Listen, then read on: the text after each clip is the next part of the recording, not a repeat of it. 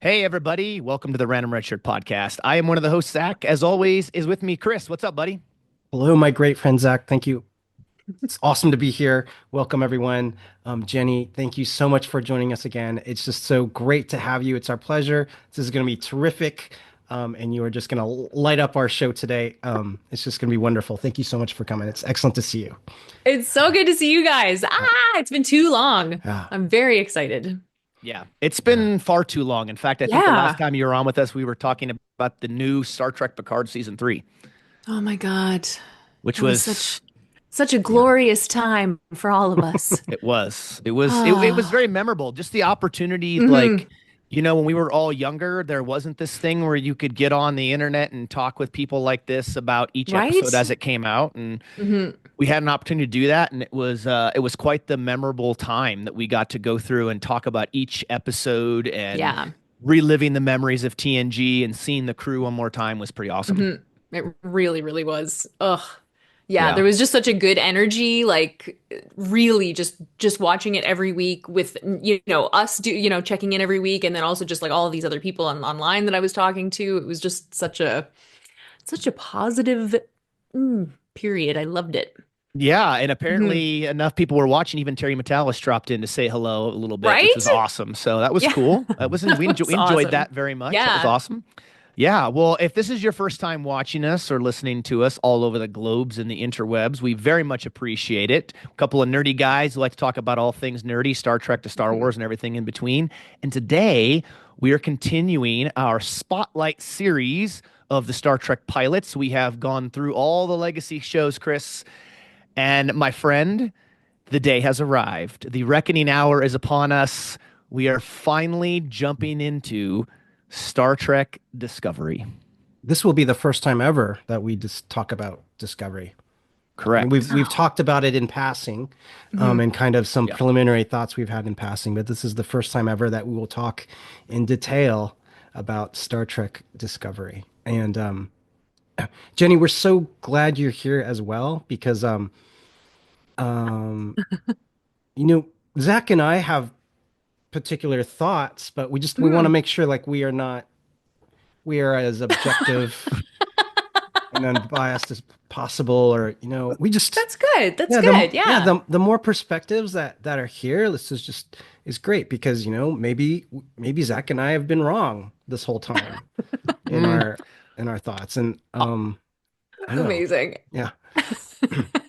on this Maybe. on this Yeah. particular topic, Chris, I'm gonna say we're not wrong, but there will be people who say we are, and they're gonna slaughter us online. But that's okay. Uh, it's not like some of us are have never been biased in any way, shape, or form towards Mm. any series in the Star Trek franchise. I It's won't true. name names, but it rhymes with Zach.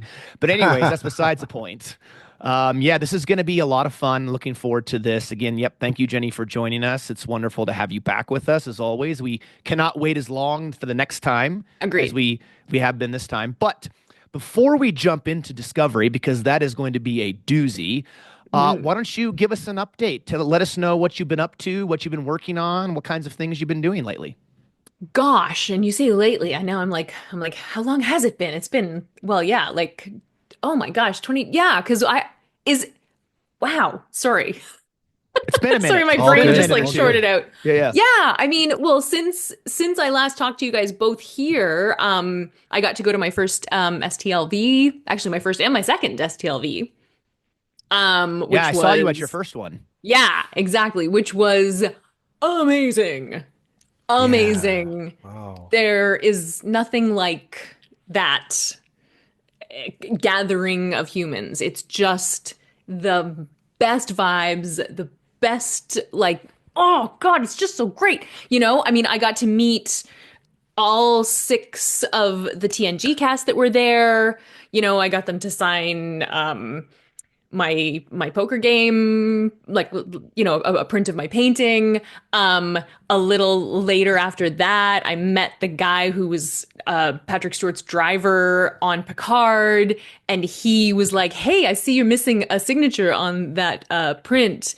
I can probably help you out with that." So I like FedExed that print to Los Angeles, and he took it to Patrick's house and had him sign it, and gave him a letter that I wrote him. And anyway, that was it was, it was amazing. So that, I mean, professionally, I've had a very good couple of years. I'm doing a lot of Star Trek work. These two pieces in particular, one of which was for this guy. Yeah. Hmm. I Yeah. display it with pride in my man hmm cave. Exactly. Yeah. It's been great. I have I've got commissions lined up like right into the summer right now. I'm doing a couple more of these. The Enterprise D is a hot commodity. People really, really, really want their own. They really want their own. So that's something I'm doing. I've got a BSG painting coming up. Um, a Oh, big that's right. I one. remember Yeah. you mentioning that. That's the whole cast? Like, yeah, that like Last Supper The Last Supper promo scene. scene. Yeah. Yeah. Oh, that's Yeah. going to be incredible. That's going to It's be incredible. Yeah, it's gonna be bonkers. I'm doing a Kirk and Spock Wrath of Khan painting. Um Ooh. Gosh, what Wow. else am I doing? I have a bunch of stuff. I'm finishing up a Lord of the Rings one right now. Yeah, just like a lot of work, a lot of print sales. I'm hoping maybe if I do get to STLV this year, I'm hoping to maybe be able to sell some work. Ooh, that would be cool. Yeah, I got to meet Christopher Lloyd at STLV last year. Ha! Um, I don't know. Everything is very, very cool. Yeah, I made really good friends with some folks. I met all the folks in the art department, like the Okudas and Dave Blass and Liz Klukowski and all of those people. Actually, yeah, I just did an interview for a different show with Doug Drexler today for a long time. We had such a good talk, but he has the best stories and they all just like Yes. lead into each other. So it was just this like delightful I don't know, trip down memory lane slash hangout slash it was just really, really nice. I live a blessed life, you know. No, that's awesome. hmm I kind of brag to people that I own this original one, and I don't, maybe this is weird, maybe it's not, but I don't feel like the owner of this. I feel like the preserver or Mm. caretaker That's Hmm. of the lovely. work. That's So lovely. That's really yeah, cool. it's really amazing. It's really funny. If you watch The Big Bang Theory, right? hmm And there's a particular episode of The Big Bang Theory where I think it's early in the show where they're hmm trying to get Comic-Con tickets, Uh-huh. right? And they're all at their laptops and they get refresh, refresh, refresh, refresh over and over again. Sometimes I felt like that waiting for the next like progress video of the DS9 painting Yeah. as you were like Mm. you refresh, hmm refresh, refresh. And hmm so for those of you who watch and listen to us, if you have not checked out Jenny Johnson's work, please be sure to go do that. Once you do the BSG painting, I'll have to get a print from you. Maybe, Yeah. maybe Chris will get a print from Jenny and have her send it to Candace, who played D on Wow. BSG. I Oh, no bet way. she'd love Hmm. Oh my that. Yeah. God. Yeah, Oh, that would be so cool. yeah, Wow. Ah, I bet she'd love that. So we'll have that's to really link. We'll have cool. to link the two of you together somehow. I'd love that. That would That be would be very, very amazing. cool. Yeah, well, that's Awesome. great. You're not busy at all, are you? No. No, I'm going to be painting right basically just between now and the summer. That's just all I'm doing is just painting. Painting, painting, painting. Wow. But yeah, but what an opportunity to just this is what I do. It's absolutely wild. Yeah. Yeah. Well, it's amazing as Hmm. always, and like I said, I'm very fortunate and blessed to be able to own one of those pieces. So, all right. Well, thank you for updating us, Jenny. That was fantastic. We My appreciate pleasure. that. And I know you do a lot of you jump on a lot of podcasts and do the Mm, virtual Trek Con and stuff with the Seventh Rule. So that's really yeah. great. Great seeing you on there as well. All right, Chris, are you ready for this, my friend? Or have you mentally prepared yourself for this to jump into Star Trek Discovery? Because the witching hour is at hand, as they Yeah. say.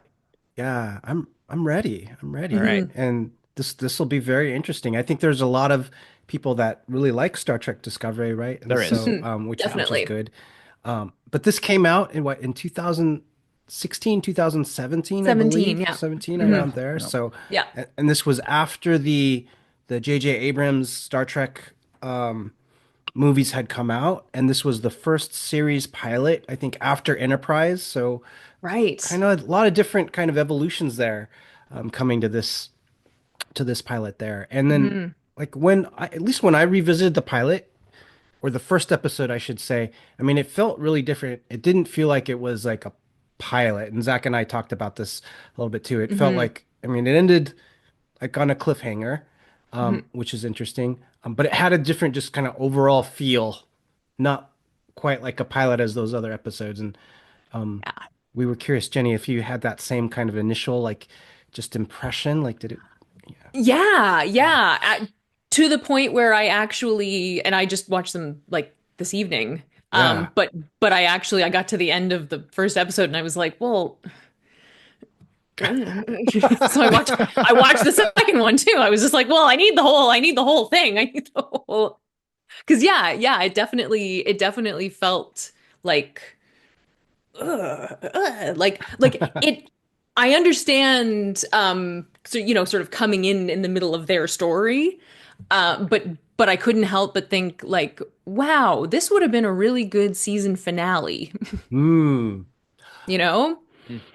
And I Yeah. feel like I would have had more, I don't know, investment emotionally in those characters if I'd seen them doing normal Star Trekky stuff first and then seen this happen. Yeah. Yeah. Yeah. Yeah. Hmm. Completely. Hmm. Yeah. Zach, and you were having the similar kind of feel with that with this. Yeah, I was thinking about this episode and outside of the original series, which had, Where No Man Has Gone Before, which was the second pilot made with William Shatner, as we discussed in Hmm. that episode we did, Chris. And then also The Cage, which was never originally aired, and then they ended up airing it back in the 1980s, many, decades after the original series was done being made. The other ones, so TNG, DS9, Voyager, and Enterprise, every one of those pilots came in where the crews are coming together, that Hmm. they're coming on board the ship or the station for the first time, and you're, like kind of you said, Jenny, you're entering into their lives, but at kind of the point where the crew is just kind of getting started, or the ship is getting ready to go, or the station's being, taken over, I Yeah. guess, or whatever. This was like, bam, they just kind of throw you in to the episode, right? The ship's already there, the crew's already on there, the captain's there, everybody's has these established relationships, and you're like, Hmm. okay, well, I don't really understand what's going on here. I guess I'll just play catch up and try to figure it out as it goes. Hmm. Yeah, this Yeah. very much felt like a reboot of Star Trek, and I don't know if that was the intent, if I recall, like back in 2017, if that was the intent to like reboot, refresh Star Trek, but it very much felt similar to that, like that.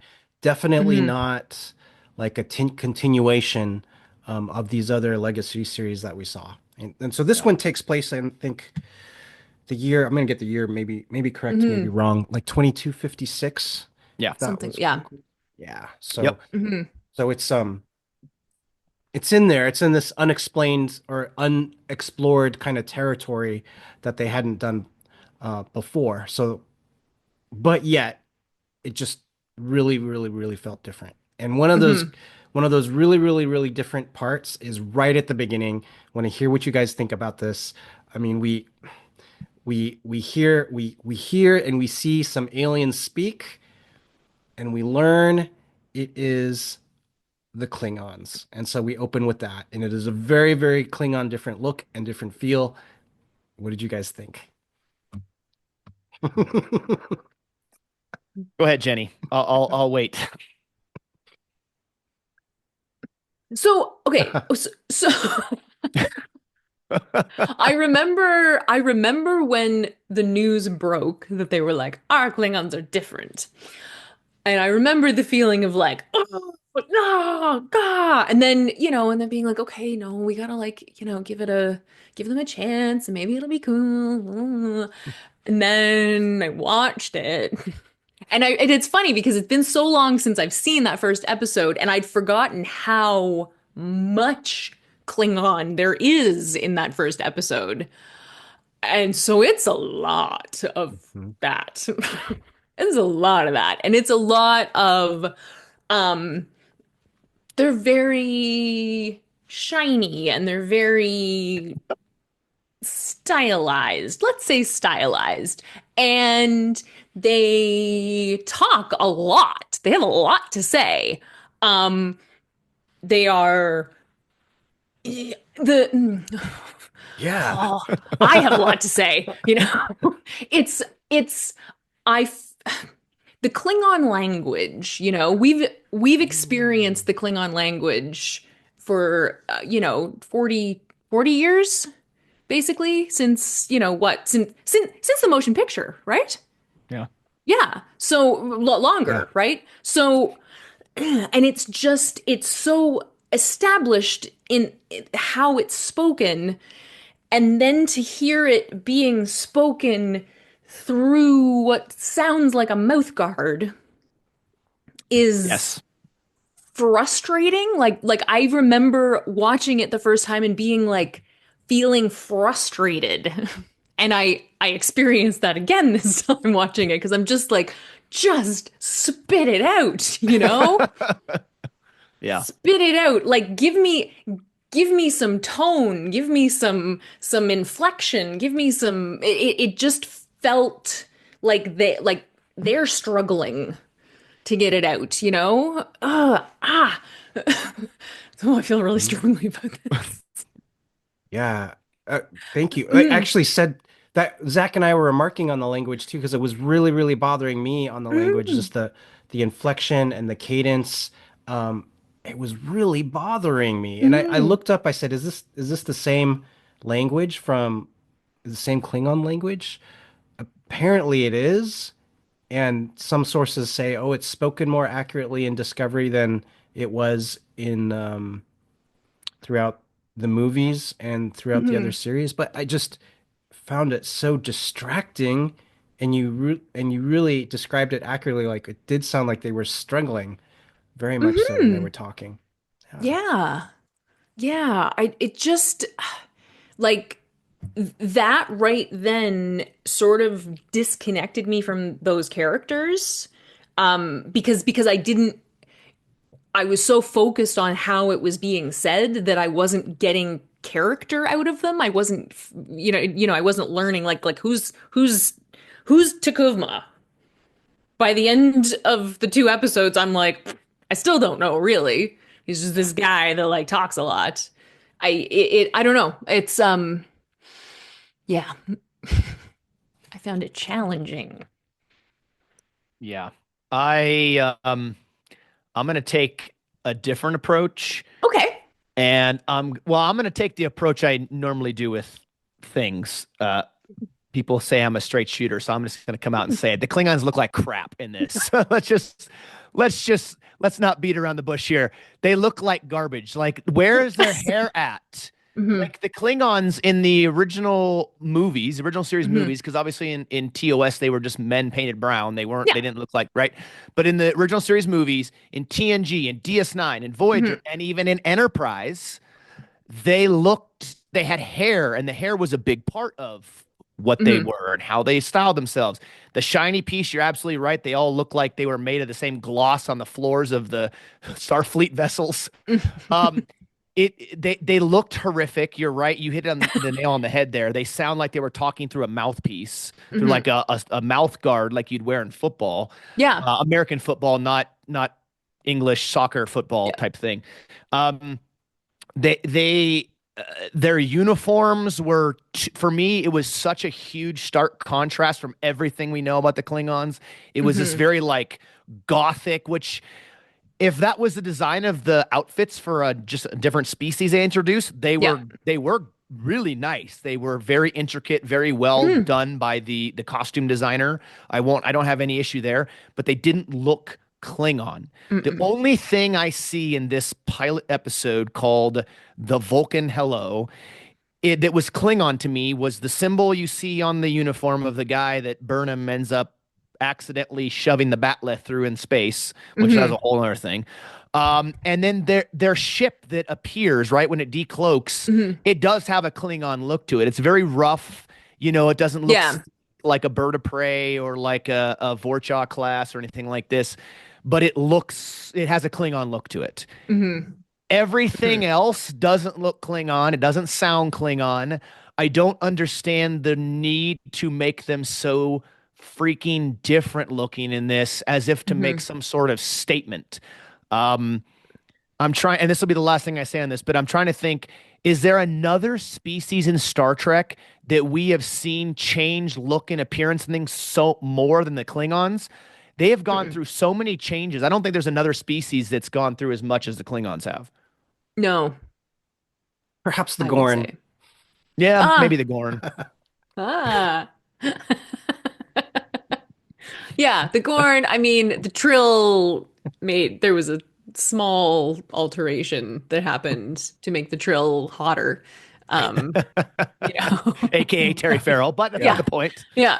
Yeah. Yeah, but no, absolutely not. And to what end, Like the changes that happened between the TOS and the movies to the Klingons were to make them more, more alien and to, use the technology they had available to, sort of establish them as different. But And they establish a presence on screen, right? When a Klingon's on yeah. screen, they have a presence. Yeah. These Klingons to me don't have a presence. You're just looking at them like something's not right. They're not scary to me. They're bizarre. And Yeah. that to me is like the Hmm. Klingons. I know that they go back and forth with the Federation when they're at peace and then they're at war and back and forth.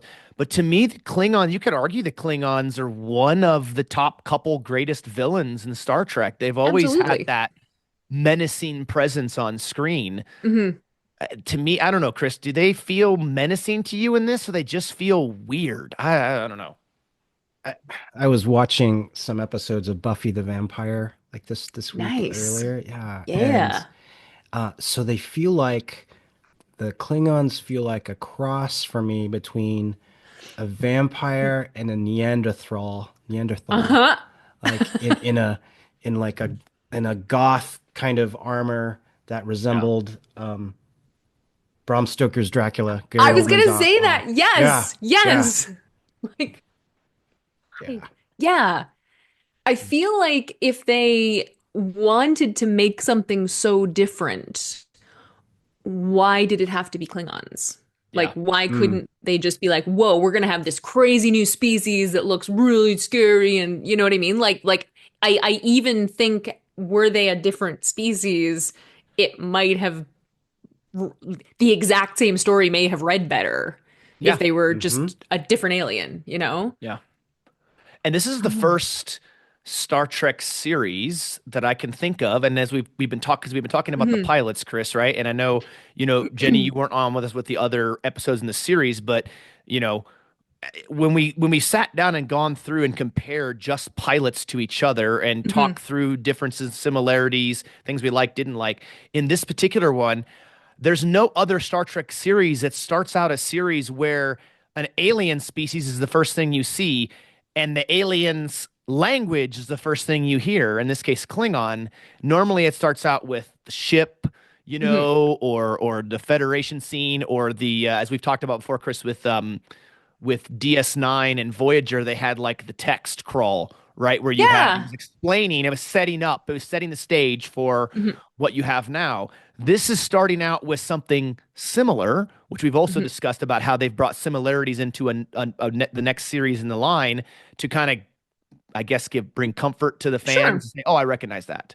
Yeah. And they do that here, but they do it in a way it's like, what the hell is that? Like, that's a Yeah. Klingon. That's not a Klingon. It's Mm. so out in left field for me. Yeah. And to use that version of the spoken Klingon language as an exposition piece is a choice. It is a Yeah. choice because Yeah. right off the bat, you're like, okay, okay. So I'm reading, I'm listening, and I'm completely disconnected because I'm just like, what is happening? Yeah. It's mm, mm, It's true. Exactly. Exactly. They had Klingons. so many other directions and choices they could have gone. To Hmm. give it maybe the devil's advocate like Sure. perspective, right? It might have been. I mean, we come to this like with so much of our love for for TNG and TOS and Deep Space Nine and all of the history that went with that. Hmm. And I'm sure they were looking for new audiences and perhaps people that had never seen Star Trek or did not even know what a Klingon was like at all. Yeah. So I could give them that. Like searching for a new audience, a completely different feel, completely different refresh. Hmm. But similar to Star Wars, in which you have all of this like kind of back history of things that have been done before, they had a choice to just do something, like you said, Jenny, was perfect. They could have had a completely different species that no Hmm. one has seen before and gone in that direction.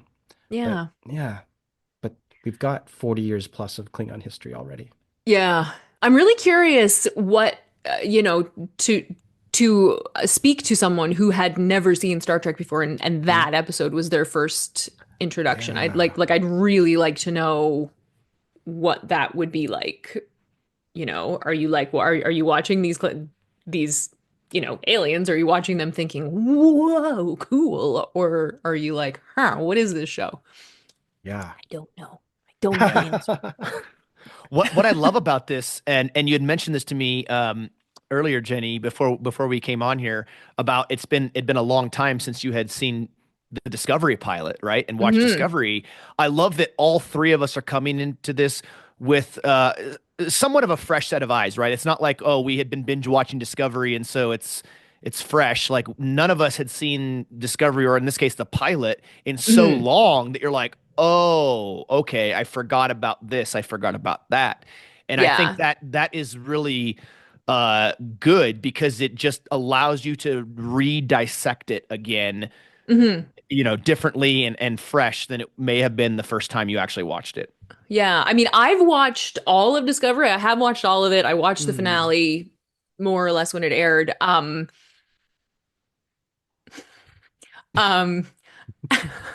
but it also, because number one, the way that these seasons come out, and it's 10 years, or not 10 years, but I guess, 5 seasons in 8 years. Um, it felt like a lifetime ago. It was also pre-COVID. Like anything that Mm. happened before COVID is like a million years ago. Truth. And Discovery is a completely different show by the time you get to season 5 anyway. So going back all that way was just like, what even is this? Yeah. Like this is Interesting. like really it feels very, very different. Yeah. But also kind of this, there's a through line. I see it, but it's just, yeah, it's like, yeah, it felt like time traveling. Yeah. Oh, that is interesting. Yeah, Hmm. yeah. One of the aspects, like Zach and I have been talking about, is like when we've talked about TNG or we've talked about DS9, is like how did we feel on the pilot, and like kind of Hmm. reflecting back on where all the characters go, like in their journey throughout the series. So Yeah. interesting. Yeah. Yeah. Yeah, Discovery is minus the JJ movies. Hmm. Discovery is the first of like what we call the new Trek, right? And Yeah. so you watch, like, if you're a Star Trek fan, true and true, and you've grown up and lived on the Legacy series, right? Hmm. TOS through Enterprise, and then you watch this and you're like, some people love it, and I'm not going to bash on the people who like Discovery. It's their favorite series. That's great. I don't Yeah. have any issue with that. For a long time, people whose favorite series was Discovery, people looked at them like they had four heads. Yeah. So I have no issue with people who like Discovery as their favorite series. That's great. Everybody has their favorite series, and I have Yeah. no issue with that whatsoever. Um, there's a right answer, but I have no issue with with people who like Discovery as their favorite series. Uh, Hmm. but at the same time, if you're watching or listening to the podcast, it's our opinion and our views. Like, you don't have to agree with Totally. it. That's great. We all have different series that we like as our favorites, and that's okay too. Um, Hmm. that for me personally, again, minus the JJ movies, because I look at the JJ movies kind of like, Chris, you and I look at the new Star Wars trilogy as, it's not canon, it's just a thing over here off the side we don't really talk about too much. Although Bruce Greenwood as the movies were cast phenomenally, the cast is Yeah. amazing, Hmm. storylines, Hmm. um, but for me personally, the way that new Trek gets off on its first step into the Star Trek world is Discovery. It's not. It's a misstep for me. It just Mhm. is. I don't feel like New Trek got off on the right foot with the way in which they started out with Mhm. Discovery as the show. Now, Strange New Worlds, I'm a massive fan of Strange New Worlds. I think it really harkens back and gets back to what Trek is all about. Um, Discovery for me, I mean, there is many elements of Trek in it, but Mhm. it feels more like sometimes like a Michael Bay movie in the version of Star Trek series where it's like, yeah, let's make a bunch of explosions and cover up for the fact that our writing isn't as good as I think what Star Trek fans are used to. Mhm. Again, my Mm. own opinion. Yeah. I Chris, what think, say you? yeah. Yeah. Yeah. Well, I can't. Yeah, I don't know what to say. Wait, Chris, we've had all this time. We've had years to think about this before we talked about Discovery. Come on. Yeah, yeah, yeah. I couldn't. I have gotten to, I think, what season three of Discovery Mhm. was shortly after they had the whole Red Angel, and then something Mhm. happened after the Red Angel, and they figured it out. And I was intrigued when they had the Red Angel Mhm. mystery, and then I learned that the Red Angel was just Burnham, and then I was less intrigued. I'm like, what? Oh, okay. So, Mhm. um, and then as a whole, I had some problems with Discovery on some of the characters, like as Zach well knows, like I would question like, why are these characters? Why are they in Starfleet? Because they're just gonna get everyone killed. And yeah, You want me to say the name of the character, Chris? people love like her as a character, and I'm just like, that's great. So I have like no problem just with the actress or the character. I'm just like, would she? Why would they have Tilly like on the bridge? And um, just please like Tilly, don't get anyone killed when you're on the bridge. So, but it is comic relief too. I know, so Mhm. so it does lighten up the mood. So yeah, Mhm. I have not been able to finish Discovery. I think Zach, you're actually further than I am in Discovery, because I'm Yeah, shortly after the Red Angel. Right. yeah. I think I'm like about half or two-thirds of the way through season three. So I have not finished the series either, so I can't claim that I'm all knowing about Discovery, but I Mhm. don't I personally don't want to sidetrack us. I know Mm, we want to talk about the pilot and for those listening or watching, like at least for me personally, I don't want this to come across as like a hey, let's just bash Discovery kind of thing. No. Because if I came across a podcast and they're just bashing on DS9, I'd be like, okay, turn off. Yeah. Um, but we have our likes and dislikes, right? And Mhm. you know, the pilot episode to me, visually, this episode is gorgeous. Mhm. It's visually stunning. You have some incredible scenes with the binary stars, and then Yeah. after the that opening Klingon piece, you Mhm. have Captain Giorgio and Commander Burnham walking on that desert planet with all the Yeah. storms in the background, and it's really a gorgeous episode from a visual Mhm. standpoint. Yeah.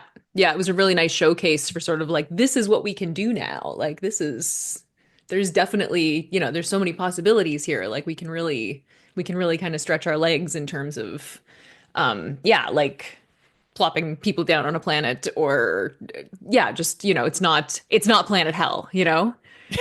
Like yeah. yeah. It's so in terms of like yeah in terms of Star Trek in general and the things that people like I always think of Star Trek as a giant buffet, Mm, and Yeah. there's because you go to a buffet and there's a lot of stuff there and you don't want all of it. You might be super hungry and be like, oh my God, this and this and this, and I love this, and oh my God, yeah. But you're also going to come along and be like, oh, I hate chickpeas, like, mhm. or whatever. So there are things on the buffet that may not be for you, and that's fine. It doesn't mean that the whole buffet is crap. It's just, you personally may not be super into shrimp, but it's just. but other people are going to show up and be like, oh my God, shrimp is my favorite thing in the world. This is amazing. And that's Mhm. what's great about Star Trek is there's so much of it that there really is an opportunity for just about anybody to find something in it that they love, which is really cool, you Mhm. Yeah. know? Mhm. And I know there are lots of people who did come to Star Trek through Discovery, and I think that's really fantastic, because a lot of those people are like a younger generation in some cases, and it is important to have a fandom that continues to grow and doesn't just keep aging, Mhm. you know? Mhm. Yeah. Well, Um, that's how I look at Star Wars a little bit. Like the new yeah, trilogy, I'm not really a fan of the new trilogy, but that's how my kids came to Star Wars. yeah, exactly. Was Rey and Finn and Poe and Kylo and all that stuff. Yep, And and that's cool. it's not really my jam, Yeah, but it's awesome because they've watched other Star Wars because of the new trilogy. And yeah. there's like you said, there's people out there who've watched other Star Trek because of Discovery, and so Hmm. that's their gateway into the franchise. And so I think that's awesome. Yeah. Mhm. Another thing that I really appreciate about not even so much about the show Discovery, but about the cast of Discovery, they're all wonderful people. And they go to conventions and they're Mhm. so engaged. They're so happy to be there. They're incredible with the fans. They're always up for doing like other things. Like, I mean, a bunch of them got in on like the D&D game that Todd Stashwick did. Um, Mhm. like that's awesome. And those are the people who help build a fandom, and that's really cool. That's so yeah, that's anyway, just another so so sometimes I think like, man, I wish you could have had more opportunity within, because people like the actresses who play Detmer and Osakan, who isn't even in this episode, Mhm. are awesome people, but we still, after 5 years, barely know who these people are, Yeah. and it's, yeah. Anyway, Well, just another pretty. you don't even meet all the main characters in this first No, episode, which is that's the crazy strange. thing. Mhm. Yeah. There are three people in this pilot episode who are in the show by the end. Mhm. Yeah, it's really odd. Like I'm Yeah. trying to think, Chris. All the other pilots we've talked about so far in the Spotlight series of the Star Trek pilot episodes, we've met all the main cast in the by the end of the first episode. Right now, Mhm.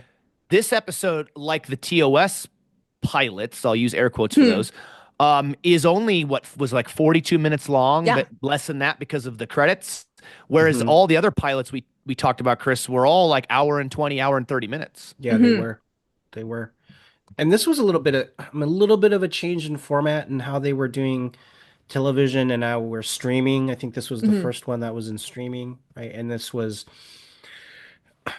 def the format of television was making one long kind of story arc into the show. So what Yeah. a season would be one long arc of a story.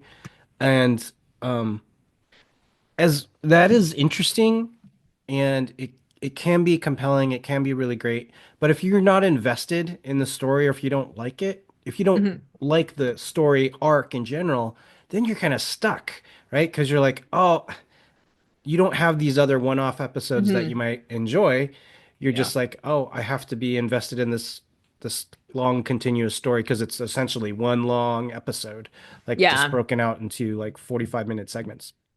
Hmm. Um, so that's kind of the change in format and how when when Discovery came out than when Enterprise Yeah. was there. Yeah. Yeah, they're sort of counting on people binging it instead of Hmm. happening on an episode that just happens to be on. And I get it in terms of streaming, like it makes sense that way, but it's also it can be a detriment, I think, you know. Yeah. Mm. Yeah. Yes, and I think that okay, should I say this or not, Chris? You tell me, yes or no. Without knowing what I'm going to say, should I Read say his this? mind.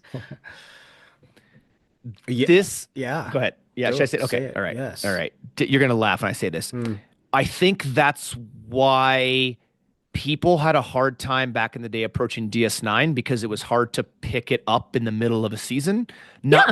Not because every single episode was built off it, but because DS9 Yeah. kind of was kind of the first series to really have that long continual story arc throughout a season. Hmm. That they felt like it was hard to just jump into a random episode like it could TNG or TOS or Yeah. Voyager or well, Enterprise really did that too, especially season 3 with the Xindi arc, where every episode was kind of building, right?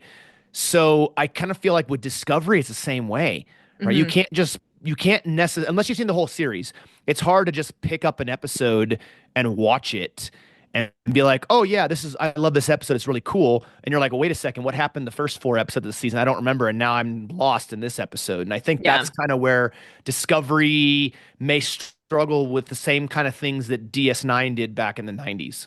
Yeah. You're right, Hmm. absolutely, because the Captain Philippa Georgiou, who I really like we Me get to, too. yeah, we see her, Love, yeah. yeah, is not that is not the character. Like we see Hmm. her for a couple episodes, or I mean, we see her in the pilot and One and a half. one and a half, Yeah. and then it's not the same character Hmm. like after that. So Yeah. that's where and to connect to like what we meet Philippa and we meet Michael like near the beginning, I think maybe before the credits of this. And Yeah. so we get the sense that they've had this long like relationship. They've been talking about trust, and you get a lot of kind of insight into Captain Georgiou. And Hmm. I felt like, I would love to see more of that. I think we got to see her and as Captain Georgiou, she was pretty cool, like in the pilot. Um, and Yeah. and that I liked. And I liked kind of what those words of wisdom she was saying to Michael on that desert planet that they were Hmm. trying to get water in for those aliens. So that was Yeah. cool. Yeah. Yeah. I said that. I was like, ooh, I quite like actual real Yeah. Giorgio. Ooh, cool. Yeah. Yeah. I think I said this before we started recording, but I couldn't help but feel like, oh man, like this would have been if we had had a season of them just doing Star Trek, like Mhm. just being on a ship and having adventures and then hitting this point. Mm. Uh, Yeah. like this would have been this like season finale and all of a sudden the Klingons are there and it's like because you have some idea who these people are at that point, yeah, like I just kept thinking like, oh man, I wish we had a season of them as a team. Hmm. Hmm. You made Hmm. a good point early, Chris, where you said that this felt like a season finale, right? Like you just said, Jenny. Um, Hmm. I think that this story for this episode was a terrible story to have as a pilot, like a first episode. You guys are Hmm. both right. Both of you hit the nail on the head, in my opinion, that this could have been an incredible season 1 cliffhanger. Yeah. Right. Michelle Yeoh is an incredible actress. Obviously, she just won an Oscar not that long ago. I have not Hmm. watched Section 31. I know it's been getting absolutely thrashed online. I have not watched it yet, but as a whole, she's an incredible actress. She was a Hmm. Bond girl with the greatest James Bond of Yeah. all time, Pierce Brosnan. Hmm. Um, that's Here, here. that in and of itself is a bit of a hot button topic on who the greatest Bond is, because I know many of people who are like, "How dare you not say Sir Sean Connery or whatever is not," Hmm. but then there are those who say no, by far Daniel Craig. But anyways, Yeah. so yeah, we don't get enough of the Prime universe Philippa in this series. We just Hmm. get the this like crazy psycho mirror one for pretty much the entire show. Um, I would have liked to have seen a lot more of that. And Chris, when you and I talked earlier on the phone, we mentioned this idea, and I brought this to your attention, kind of my thought process here. And Jenny, I want to get your inputs on this if you Hmm. had a similar thought process. Uh, so the beginning of the episode, after the Klingons have their mouthpiece guard discussion speech thing that sounds terrible, they're in the desert, right? And they're walking around, they're doing their thing. And I loved how the fact that she made the Delta Hmm. symbol out in the desert. Um, and they're talking about all this trust that they have, right? Like, we've been together for 7 years. Don't you trust me? You've served under me for 7 years. Yeah. It's time you start trusting me, blah, blah, blah, blah, blah. They get beamed up. Hmm. Then they're in this situation, And then Burnham disagrees with everything about the captain's doing, and she Vulcan nerve pinches her, temporarily knocks her out, and then mutinies in the ship. Didn't Hmm. they just talk about trusting each other and being serving for 7 years together? Yeah. Why all of a sudden is there this massive shift? Like I could understand, like you said, Hmm. Jenny, if we had a whole season of where they're doing the Trek adventures and mission, and you see that And maybe trust. there's a Yeah, little bit of that sort of woven through where they're sort of like having a exactly. bit of a back and yeah. Yeah, Yeah. I just the pilot episode to me didn't feel well thought out enough. Hmm. Like, yeah, there was obviously some thought put into the story, but it just felt like it was kind of the writing and the story itself was kind of thrown together to like we need to make a new Star Trek series. Hmm. We got the green light. Okay, let's throw something together and we'll throw it on screen. I don't know. I mean, Chris, do you feel like this episode was I don't know, it felt rushed or thrown together like the story. I don't know. I'm at now at a loss for words. I'm just trying to figure out how to articulate this. Hmm. It didn't flow. It just felt uh, what's the word? Clunky. I don't know. Hmm. There are three relationships that kind of occur in this episode, maybe four Hmm. if you include Sarek. But you have Philippa and you have Michael and you have Saru and you have Sarek, right? And you get to kind of explore the relationships in there a little bit. You get Michael and Saru, they're amicable to each other, but Hmm. Michael's kind of always like maybe kind of one-upping Saru or talking over him to do what she wants to do. Hmm. Then you get Michael and Philippa's kind of relationship and Michael she's got some hesitancy. She still wants to learn from Philippa. And then you've got Michael and Sarek's relationship where Michael like immediately goes to Sarek for counsel when they're in that situation. Hmm. There was a moment.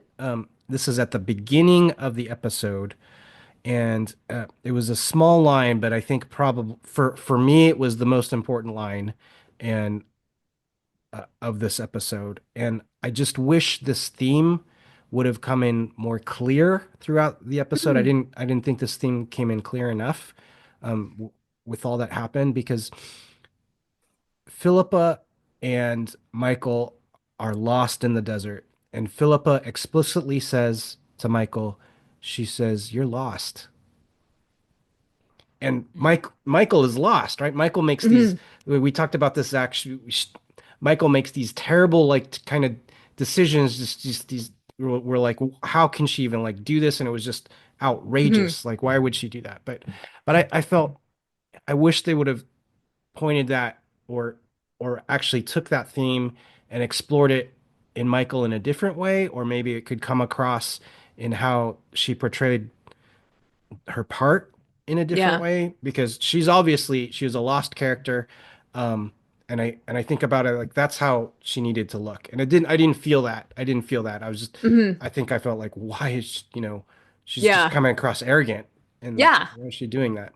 Yeah, I think it's. I think even as we're talking, I'm thinking about this episode versus the rest of the show, and I think it's actually hard to judge it on its own because it basically is just a prologue, which is weird. It's a weird thing to have a 2 episode prologue to a series when you only have 10 episodes or 13 episodes in a Yeah. season, you know, because like I know that the intention was that this is a show about Michael Burnham. Like there Mhm. are other people on this show, but this is a show about Michael Burnham. So if I think about it in that respect, I get it.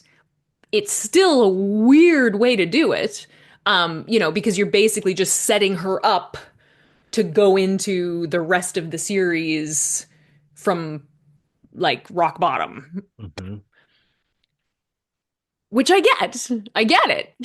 I get it. Yeah. But it's weird, like it's just like that was a lot of money to spend just to like get her to zero. Like don't know. I don't know. It's like I understand it. I do understand it, but I'm just like, was there another way to do this? I don't know. I don't know. 'Cause yeah, like what you're saying there. I mean, it took 2 episodes to sort of expand on that idea that probably could have been illustrated. I don't know. Mhm. Yeah, Yeah. that's really interesting. Yeah, Interesting. I know it really bothered, like, I know really bothered you, Zach, like, because just talking about the trust that Philippa and Michael had between each other. Mhm. They served 7 years with each other, and then when they're in this conflict with the Klingons, and then they're at this fork in the road of like, okay, Hmm. what choice do we do now? Michael leaves the bridge at red alert and says, I gotta leave the bridge. And Yeah. Captain's like, why you gotta go? And Michael's like, well, it's relevant. I'm like, Hmm. what, what does that mean? And she gets quiet, Yeah. you know? Yeah. Yeah, Uh, it was, Uh-huh. to Hmm. to coin a Dr. McCoy phrase, who is one of my favorite Star Trek characters of all Oh yeah. time and my favorite from TOS Oh yeah. for sure. Um, that pointy-eared bastard Sarek, I think, messed up Burnham. So Burnham is on the Yeah. bridge, right? She disagrees with Captain, but she Hmm. knows her place, everything. Then she goes off and has this little council session with Sarek, which apparently in Discovery they have the ability to do the hollow communications, but in DS9, the hollow communication on the Defiant is like new breaking technology, and you're like, wait a second, this doesn't make any sense. But that's a whole other story. Um, she goes in and Hmm. talks to Sarek, that green-blooded Vulcan, comes out, and now all of a sudden she's hell bent on basically taking control of the ship, mutinying against the captain. She Vulcan nerve pinches the captain, knocks her out, which apparently she sucks at Vulcan nerve pinches because it didn't last very long. And then she comes out to the bridge. She kind of pushes Saru aside and tells her, Hmm. hey, lock onto weapons and fire and all this stuff. And you're just like, wait a second, what the heck did Sarek say to her that made her go like full metal jacket Yeah. on the bridge? You know what I mean? It's just it didn't make sense. That's where I was talking about the clunkiness of this Hmm. episode. There were things where it's like this doesn't. I can't connect these well enough for this to make sense to me. Hmm. Hmm.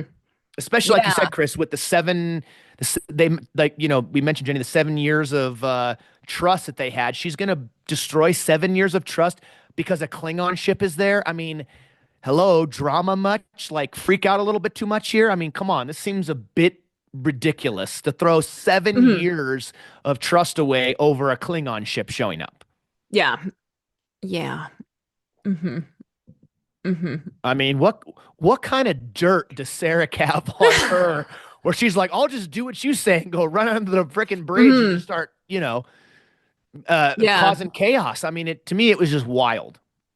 mhm. I had a problem with when so they're near that they're searching for their relay, right? And they have this signal, they're not sure what it is. It's scattered and it's in this debris field or with the Hmm. asteroids. I had a major problem with when where they're coming up with the solutions of like, well, how do we find out what it is? And the solution that they arrived at was, well, let's go out there in a EV suit and I'm gonna do a flyby and like see what it is. And Hmm. I thought, like, why is this happening?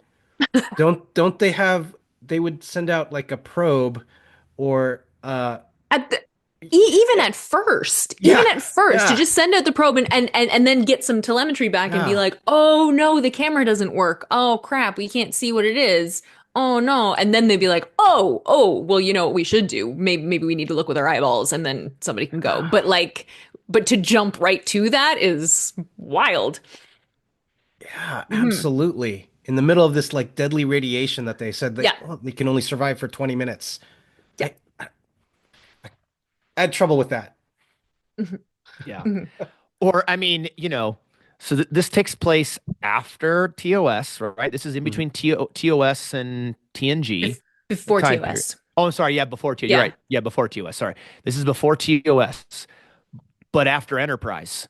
Yes. So between Enterprise and TOS, yeah. Uh, in Enterprise, they had freaking shuttles. Why not fly a shuttlecraft out there? Hmm. Why get in an EV suit and you're not Iron Man. like take a freaking shuttle out there. I mean, Mm, you'd have, I mean, at this point, you'd have some level of protection on the shuttlecraft, whether it's a blade of armor or a polarized hull or shields or deflectors, yeah. something on the shuttle that would give you more time to inspect it. Instead, you got Burnham flying out there like she's friggin' Iron Man. Then she decides it's supposed to be just a flyby, right? That was the Yep. direction. She clearly doesn't Yes, know it how to follow. was. She doesn't know how to follow orders, clearly. Hmm. And instead of being a flyby, I'm just going to land on this thing. Yeah, I got lots of time. Yeah. Oh, yeah, I got 10 minutes. Let me just land on this, even though that wasn't the order. She lands on the dang thing, which then triggers this like Klingon bot thing that was actually, now that Klingon thing was very menacing. I Hmm. thought the way they had the suit and everything was fantastic. Um, and then it has sort of batleth type of thing, and it goes to attack her, and she somehow gets into a position Hmm. in Oh, he was zero. actually he. That was a real Klingon. Yeah, yeah, yeah. No, but I Yeah. mean, it was a Klingon, but like he's wearing this stuff, right? But like, I guess so he's he just like goes, inside waiting and just like if anybody lands, I'm gonna jump out. yeah, Like yeah, how long right. was he there for? Yeah. He had to have been there a long time, I Yeah. think. And but then like she goes to fight him, and she's in zero G, so she's not in normal gravity, and she Mhm. somehow manages to miss getting schwacked by the batleth sword, whatever that thing is. I think it's a batleth, some kind of Mhm. batleth, Mhm. and then somehow gets into the right position where she's able to shove the batleth back into him. And I'm like, in a zero G suit in space, attached to this thing she's never seen before. I'm not buying it against a Klingon. I mean, Mhm. so this Klingon was that bad of a fighter that like did he draw the short straw and he got stuck sitting Mhm. on this beacon thing and they're like, well, we hope nobody attacks because if they do, you're screwed. I don't know. He's a The whole thing, torchbearer. yeah, right. The whole thing was just super bizarre and Mhm. not, in my opinion, it just wasn't the whole process of the scene wasn't very well thought through. Mhm. Hmm. Mhm. Yeah, Mhm. Jenny, I don't know. What are your Hmm. thoughts? Yeah. Yeah, it kind of I don't know. I mean I have a common gripe with a lot of modern like fight scenes where it's like what's happening here? You know what I mean? Where stuff is like it's not you're not getting a good picture of like these are their bodies, this is what's happening. Mhm. Like there's all these weird zoom ins and stuff, and that felt like that a bit, where it was just sort of like it's just sort of everything just kind of happened. Um, and I get it in terms of it being like, oh, I didn't actually mean to kill him. It was the thing, like it just the I hit the rocket and then the thing went, but I don't know. I mean, it's, the fight scenes these days, they're no blood sport or kickboxer, No, with these, no, it's just, they are not. those are just classic fight scenes. Am I right? I mean, Yeah, it's, yeah. some classic Van Damme movies.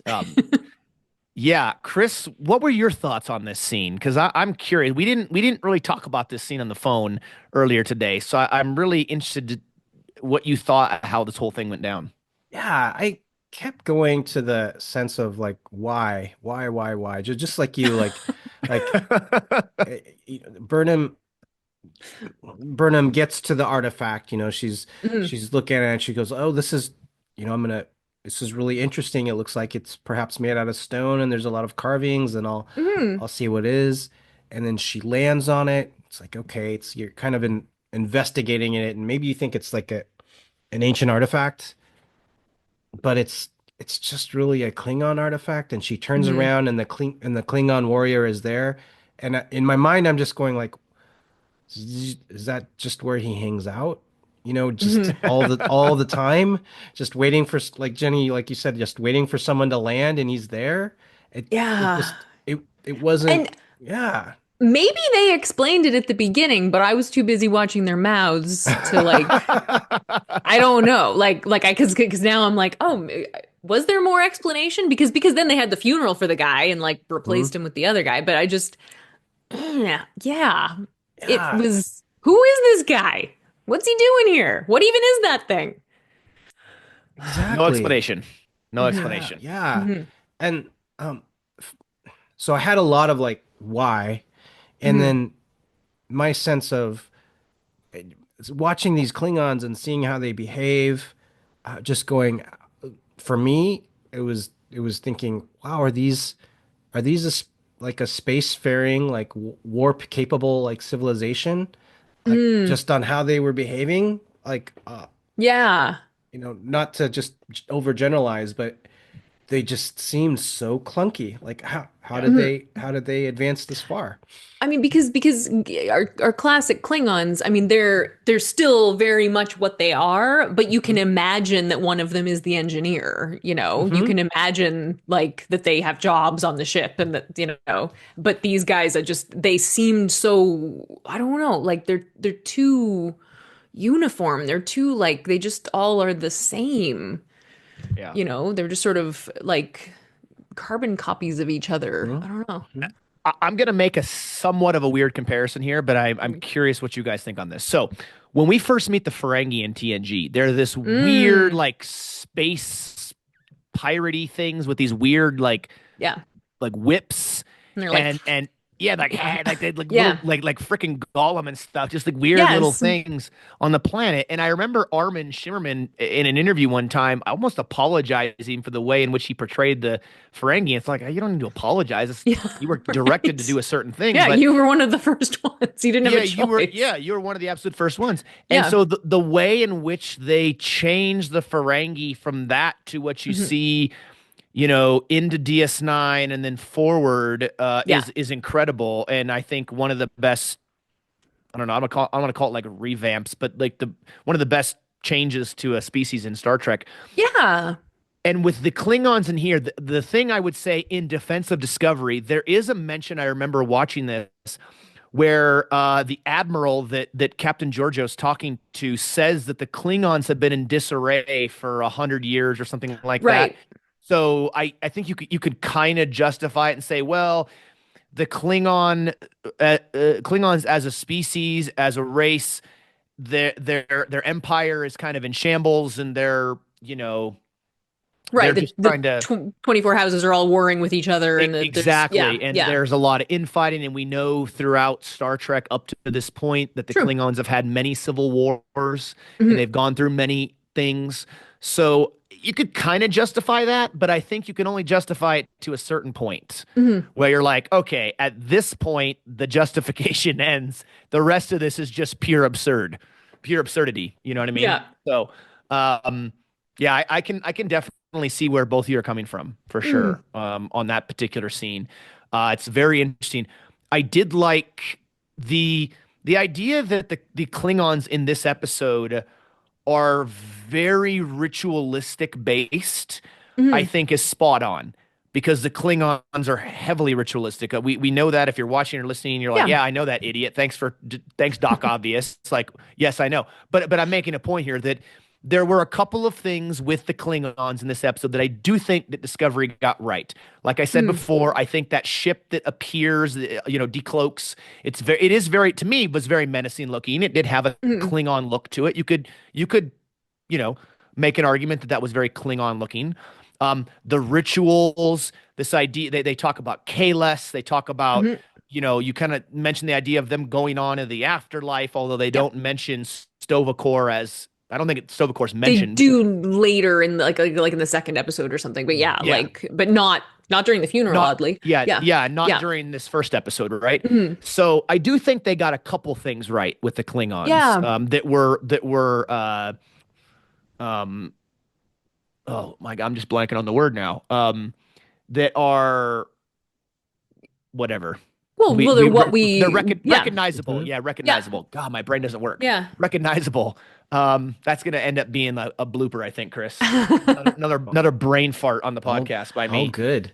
It's Um, funny, yeah. like I can't help but wonder what this all would have looked like if you just plunked in classic Klingons. I like Better. well, yeah, yeah. I mean, Yeah. all of a sudden it's sort of a different I don't know. Just because somebody is a villain in a film doesn't mean that you shouldn't be able to relate to them and connect with them. And I feel like there was a bit of a barrier here. Yes. Hmm.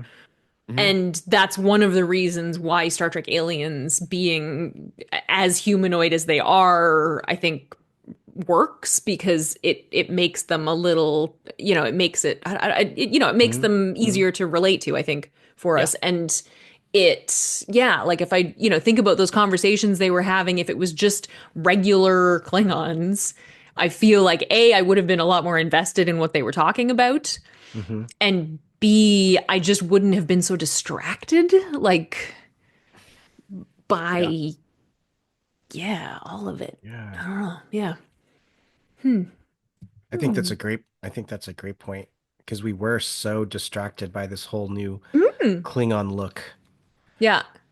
Klingon movement, Klingon talk, all Yeah. of it. Wow. And honestly, like to be fair, I went into watching this or rewatching this. I was like, I'm going to like I really went in Mhm. with an open mind. I Mhm. was like, I feel like I like the first time I watched this, I felt like I was feeling a way about it, so I wanted to be as open as possible. And as soon as they started talking Klingons, I was like, no, no, no. Yeah. There wasn't enough saliva arcing out of their mouths as they talked like you would Hmm. get in the other Klingons, right? Um, I just, I would love Hmm. to know, it's probably out there somewhere. I'd love to know who designed the like not the costumes, but the look of the Klingon. Whose final Was decision it was that? Neville Page? Am I making that up? Neville I Page? don't know. I'd like to send them a very Yeah. stern email. Well, keep in mind, I'm pretty sure that was Brian Fuller's like vision or part of it. Anyway, He yeah, the he was the blinded short, by the same light that the Klingons were throwing yeah, out in this episode, but yeah. yeah. But again, I'm actually curious about that. I'm actually curious if that was actually Brian Fuller just did an episode with the decon chamber, and I haven't watched it yet. But I Mm. think he He he was, goes yeah. in, Yeah. yeah, he goes into to some depth about his original vision for Discovery, and I'm quite curious about that. Because how much of this was him and how much of this was Akiva Goldsman or Alex Kurtzman, like I'm very curious. Yeah,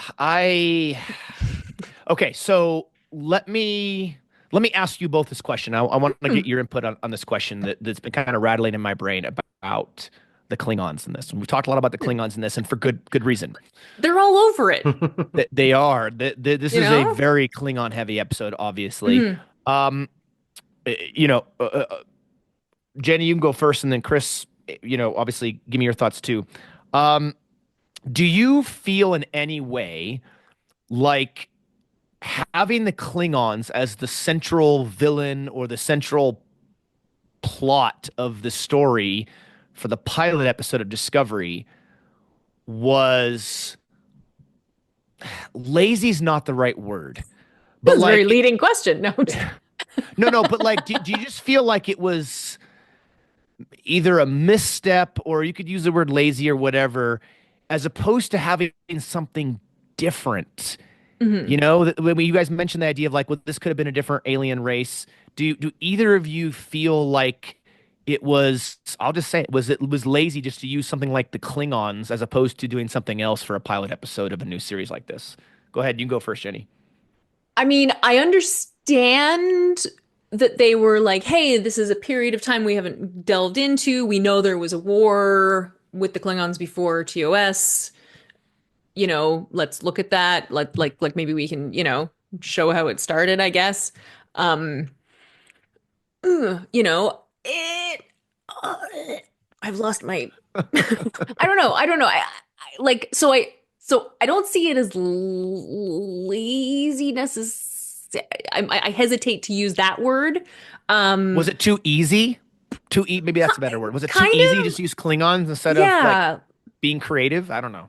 Yeah, or trying to sort of fit it into the established universe in a way that just I don't know wasn't necessary. I don't know. Like I don't know. I feel like there was other ways to be like this is Star Trek. We know it looks different, but this is still Star Trek. Yeah, but You like know? you guys mentioned that this could have been a series finale. It would have been incredible. Mhm. Like maybe bring the Klingons in at the end of season Yeah, one as a finale. And I I think don't know, so. Chris, what do you think? Like, did you have any feelings like this about them using Klingons like this or not? I think they made it too hard on themselves. I think Mm. there's this idea, I can only imagine, right? But this idea, this emphasis. So Enterprise had happened, Enterprise had its Mhm. season finale like it did. Then there was the three J.J. Abrams Star Trek movies. And then there I can only imagine there's a sense of like, hey, we would like to reboot, we would like to refresh Star Hmm. Trek. Here's one of the classical archetypal antagonists in Star Trek, the Hmm. Klingons. We want to reboot that. But to do that, that is a very, very difficult and challenging thing to do, as Yeah. opposed to let's just do a completely new Hmm. new alien, right? So there's intentional thought on going, we want to really refresh, rebrand, reboot Star Trek. And it all went Hmm. into that. It all kind of crafted, and you had all those creative energies creating the look of the Klingons like it did, Hmm. because they go, well, they've got to look different. We want the Hmm. Klingons to look different, to feel different than they did before. And then there was all this energy into making Starfleet look different, their Yeah. uniforms look different. You know how I feel about the uniforms Oh yeah. in uh, Hmm. in uh, in Discovery. And so when you have that, you go all this energy into rebooting it. We got to make it look fresh. We got to reboot it, but it's also Hmm. got to feel like Star Trek somehow. And you kind of have to connect it to the Klingons somehow. You know, they use Kahless, obviously, trying to connect it to Hmm. um past canon. I just think they made it like so hard on themselves, It's that it was it impossible. it's funny, even as you're saying that, I'm thinking like Strange New Worlds completely changed the Gorn, right? Hmm. But they Thousand did percent. it, but they kind of earned it by giving us Star Trek first. Yes. Hmm. You know what I mean? So by the time they were like, "Oh, by the way, the Gorn are totally different," we were like, "Okay, all right, okay, this is still pretty cool." Okay, yeah, Yeah. you know what I mean? Instead of like if they had just put like xenomorph Gorn right in the Hmm. beginning of the first episode, I feel like it would have been. It's a lot. It's a lot to ask of your audience That's to true. Yeah. for your pilot episode to be like, hey, you know all that stuff that you really like, this is not it. Yeah. But stick Well, around. Yeah. yeah, it's not like they took a species that appeared in one episode of Star Trek and was like, "Oh yeah, we're just going to Hmm. completely redo it." You're taking Klingons. I mean, Yeah. you could argue that Klingons, most people may not agree. I'm just saying you could argue that Klingons could be more recognizable than Vulcans. Maybe not Yeah, necessarily Spock, absolutely. but as a species, you could Yep. argue that Klingons are more recognizable than Vulcans. So you're taking something that is literally interwoven through all of Star Trek to this Hmm. point, and you're going to make them look so vastly different. Now there's an albino one, and you're like, what the frick is this? Yeah, that It is just an didn't make interesting choice sense. also. Yeah, it didn't make sense in Yeah. the first episode. I think you captured it perfectly, Jenny, when you said they didn't earn it, Hmm. right? They didn't earn it because they had nothing else before this. It was Hmm. just, we're going to plop these things into the first episode, and we're expecting you to believe that this is a period of time where the Klingons have no hair. They look like some type of alien xenomorph or whatever. You know what I mean? Like all these weird things are shiny. Yeah. You just, it's for most Star Trek fans, other than the ones that might have been introduced to Trek through Discovery, like you Hmm. guys had both said earlier on, for most Star Trek fans, it's going to be really hard to believe that this is Klingons, Yeah. given the fact that they're just chucked in here like this. Hmm. Yeah. Yeah. It's a lot to ask. It's a lot to ask. It is a lot to ask. Hmm. We probably aren't getting Brian Fuller on on the podcast, so that's okay. See, he might if I did ask him, he might look at this and go, "Yeah, no, I'm not. No, I'm not." That's okay Hmm. though. Hmm. But yeah, the Klingons to me were a hard struggle. The the Discovery uniforms, I'm like, how do you go from those to the TOS uniforms? That was the I thing I know, love. right? Yeah, the thing I loved about Enterprise so much is Hmm. that Enterprise felt pre-TOS. Yeah. Enterprise felt like it was literally within arm's reach, so you could reach out and touch Yeah. Enterprise from our period of time Yeah. because there were so many things that were familiar. I just think that And you uh also can see the line, the direct yes, line to the TOS. yeah, from Discovery to TOS feels like a kid at Denny's trying to do the maze and can't get the hell out of the other end of the maze. It's just like to get to there. It's no straight Hmm. line, you know. Hmm. And to me, that's challenging because as you watch Discovery, and without getting too much into the series as a whole, you just see things where you're like, I have a hard time believing that all of the tech, all of the things that you see in this series, and even in the pilot in particular, because you see a lot of this Hmm. stuff, is not as advanced as what they have in TOS. And I get it. It's just a freaking TV show. And one was made in the 60s and one was made in Yeah. 2017 through 2020, whatever. Um, but there's the lack of continuity, I think, really hurts the series Hmm. because of where in the timeline you're placing it. Yeah. Agreed. Chris, Yeah, thoughts on the Discovery tracksuits? that they are tracksuits. That the Yeah. uniforms Hmm. in the That's Federation your phrase, uniforms. my friend. Yeah, Yes. yeah, Yeah. that they are.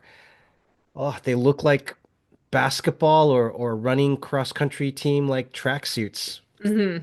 Very nice tracksuits, Hmm. but indeed they look like tracksuits. They did not feel like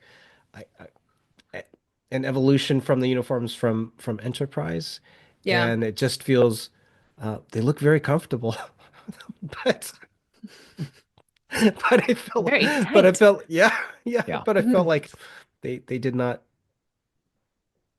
Yeah. fit for me.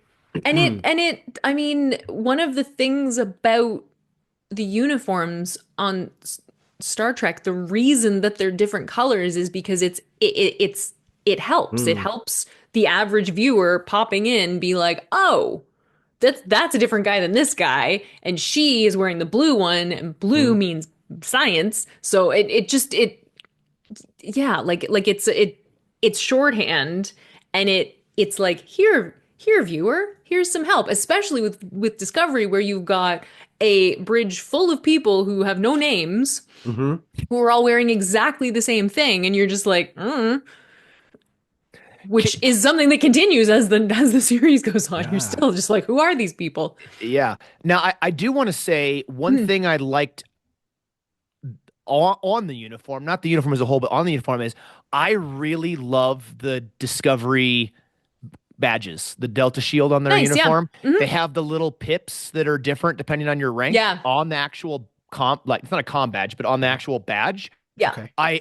And the way I thought the design of the Discovery Delta Shield was fantastic. I Hmm. really, really like that a lot. I like the thought of putting the rank on the thing as a whole, as opposed to just having the braids on the wrists, which has been used so much throughout Star Trek. They really went Hmm. something different in that period of time Yeah. because in Enterprise they don't have any. They have them up here on the shoulders, right? Yeah. So then it goes from the shoulders to the badge, which makes sense, and then it would go from the badge to the braids here, at least for Yeah. TOS Okay. and obviously Strange New World. So I Hmm. really like that design quite a bit. I thought that was really innovative and something that was, cool looking. Hmm. I have a Good. design feeling about a thing. Yeah. So, About a thing. well, it's funny because I'm doing these interviews for Virtual TrekCon right now, and I talked to Dave Blass last weekend about, and one of the things that we were talking about was, that his whole thing coming into Star Trek Picard was making Star Trek look like Star Trek, so Yeah. you're taking a visual language that exists and updating it, or just you're changing it for the period that it's in. But in particular, and he said one of his favorite sets that they built was the transporter room, because um even I think some of the upper folks were like, I don't know, there's the steps, and we don't, we don't like this. And then when the cast came in, they were just like, they knew exactly what to do, they knew exactly where to go, because it was the transporter room and it looked like a transporter room. Yeah. And oh my God, when Sarek and Michael transport into the Shenzhou on this line, like it took me a minute to even realize it was the transporter room. Yeah. And I was like incensed because I'm just like, this is not a transporter room. Even in Enterprise, when they barely even have transporters, the transporter looks like a transporter. You know what I mean? Mhm. I want to take that. You guys know that meme picture of Dave Chappelle with like the white powder Yeah, on yeah, his yeah. face? I want to take that picture and be like, and put on like Star Trek Discovery. I want some more Star Trek, Mm. or whatever. Like You just guys get this any more of idea. that? Yeah, Yeah, yeah. just like that. But you're right. I mean, Hmm. uh, when we've had Doug Drexler on with us a couple times, Hmm. and Chris, if you remember this thing, this stuck with me that he said it every time we've had him on. He said this that Star Trek fans, when they watch Star Trek, they want to see there's certain things that they expect to see, Hmm. right? Like you just mentioned that, Jenny. You expect to see a transporter room, and you have a certain expectation of the way a transporter room's laid out and the Yeah. way it looks. It's the same way with the starships, especially because Mhm. the starships are a character in the series. Yeah. Just like in Back to the Future, the car is a character. Yeah. Ghostbusters, the car is a character. You mentioned she as in the Enterprise D. Yeah. We were talking earlier about generations before we recorded. Hmm. Um, and so they expect to see things a certain way and look a certain way, right? He Hmm. said, remember saying that, right, Chris? You said that a couple times. And I feel like with Discovery, and I want you guys to chime in on this too, please, because Hmm. I want to make sure I'm not way off my rocker here. But I feel like in Discovery there was just certain things where they either tried too hard or they tried to be maybe a little too cute with stuff, and Hmm. it just didn't give me that, oh, I recognize that I'm in Star Trek kind of feel. Yeah. Yeah. Like, I mean, that transporter room really did that for me. Yeah. You know, because even something like the bridge, I'm not looking at that bridge and being like, I don't understand what this room is. Like I get it, right? I Yeah. like it. There's still a basic sort of layout that's happening that, you know, it's oddly humongous, but aside from that, like yeah, it's a bridge. I get it. Like, but yeah, Yeah. Chris, yeah. what about you? What do you think? I get blinded by all the gloss in the bridge as I go on the bridge. You're like, Then I, where's the I don't, carpet? yeah, then Mhm. I can't see anything, and I'm like, oh, I would not function well on Yeah. that bridge. Yeah, um, yeah, but everything has to kind of look like it can function, right, Hmm. in that universe. So, um, at least the Shinzo looked like Yeah. it belonged, like the Yes. that looked like it belonged. So Yeah. that that was the only thing that for me Mhm. that felt like it belonged was the Shinzo. And I think Captain Philippa, she came out with a phaser that actually looked kind of like a phaser. I Yes. see it again, Yeah, but it yeah. looked It was like a Yeah. yeah, proper phaser pistol. Yeah. yeah, Yeah. that looked like a Yeah. phaser. So I was like, okay, well, that looks like a phaser. So Yes. that's good. Yeah. And Yeah. they had the flip communicators, Mm. Yep. Flip those communicators. fit. Hmm. Hmm. I'm glad you mentioned the Shenzhou, Chris, because I don't know if the two of you felt like this. Again, I try to do the same thing, Jenny, as you, and I Hmm. know you try to do the same thing as well, Chris. Just kind of go into it like open-minded. It's been Yeah. so long since we watch it. Just go into it with a fresh slate. Don't bring any preconceived notions. Just watch it for what it is, Yeah. right? And when I saw the Shenzhou, I agree with you 100%, Chris. I think the ship definitely fit. It definitely felt Hmm. Star Trekky. The Shenzhou had a similar feel and look to the NX-01 with the Mm. way Mm. the hole was designed, um, the shape. I don't want to call it the saucer section because I don't really know that I'd call it the saucer section, but Yeah. it kind of had a little bit of a reminder of the NX-01. So I felt like, okay, I could see this being down the line a little bit as a more advanced Starfleet vessel, given Right. what we saw the NX-01 looking like. Mhm. Hmm. Yeah, Yeah. me too. Yeah. Yeah. But there were some things. Yeah. There's a few things. Yeah. Okay, so final thoughts here as we wrap up this discussion about the first episode of Discovery. I do think that they should have taken the first two episodes and just made them one Yes. because like having a cliffhanger as your pilot episode to me doesn't make sense. It should be one of those episodes where you kind of tie everything up with a Yeah. bow and end the episode. But I want to get your Especially final thoughts. they aired on the same day, I'm quite sure. I'm Oh quite sure yeah. they dropped at the Yeah, same I time, think you're which right. I is think the even first two episodes, weirder. yeah. I think Like the first two why episodes dropped. Yeah. why wouldn't they just be like, boom, no credits. Here's an episode. That's actually really strange. Yeah. I mean, there must be Yeah. some reason for it, but It bothered me a little bit that yeah, I just don't understand, like, yeah, why would you end your pilot on a cliffhanger? Why not? Like all the other pilot episodes that we've talked about, Chris, all wrapped up the pilot in a nice little bow, yeah, ready to send the series off into its first season. This yeah. does not in any And way. and So, even and even having watched the second episode, I mean, the second episode, spoilers, ends Hmm. with ends with Michael being sentenced to life in prison. yeah. Mm, Yeah. Boom, the end. So what about that says tune in next week? hmm. Well, and not only that, but because of the period in which Discovery Mhm. airs, kind of like what happened with Enterprise, sort of. Yeah. Um, Discovery is caught in that series, continual story, every episode building. It goes into the streaming world, which is kind of becoming a thing, big time thing then. And so they Hmm. put the first two episodes out, and then they put the rest of it behind a paywall, behind what used to be CBS All Access that turned into Paramount Plus. Yeah. And that to me, I think was a huge misstep. Like, why not at least put the whole first season on network television? Oh my God, Let right? try to get Hmm. people invested in it and then Yeah. carry it over to a paywall. But to Hmm. just do two episodes like that was very, very bizarre, and I think a Hmm. huge misstep. Because I think you lost a lot of people that just were like, well, I'm not, whatever. I'm just not going to watch it then for, Yeah. you know, Yeah. however long. So, okay, Hmm. Chris, final thoughts from you, my friend, on this episode as a whole and anything else. Yeah. Episode as a whole and anything else. Wow, that opens up. I could give like final thoughts on anything. It's excellent, excellent, my friend.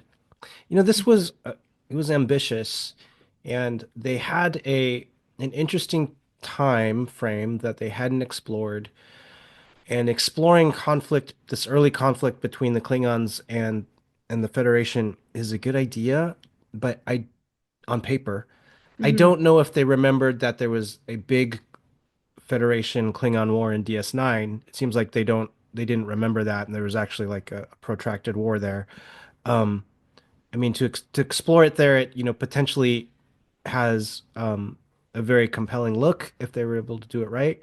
But I feel that there was so much emphasis on we need to reboot, we need to refresh, let's make it look different, let's make it look completely different from bring in new audiences that I mean, it's obvious like they disenfranchised us from it because it took us away from it, and we're like we don't understand or know what this is, and this doesn't feel right, and it feels like there was so much over effort like on the Klingons that it did not come through like authentic. It didn't Hmm. it didn't come through like real for us.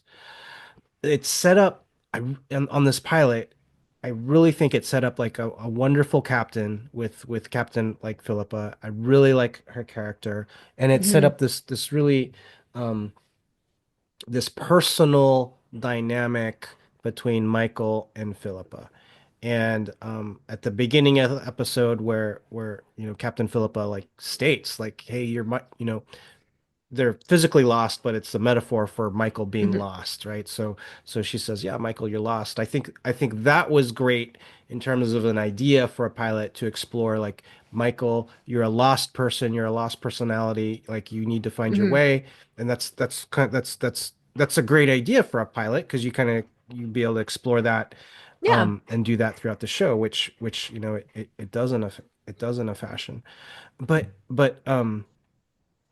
I think there was lost opportunity to explore Captain Philippa, um, because I think she was a great character, but maybe Michelle Yeoh, she might have liked playing the Mirror Universe Oh, yeah. version of the Empress more. That Hmm. would have been a lot of fun, a lot of fun right there. Sure. So, I I think as a reboot, like they had a lot of ambition, and I could see this as in text or as in a novel, like a really nice novel that Mm. you can read and learn more about it, or even even if it was animated, I could like really like Yeah. that and see that as an animated show.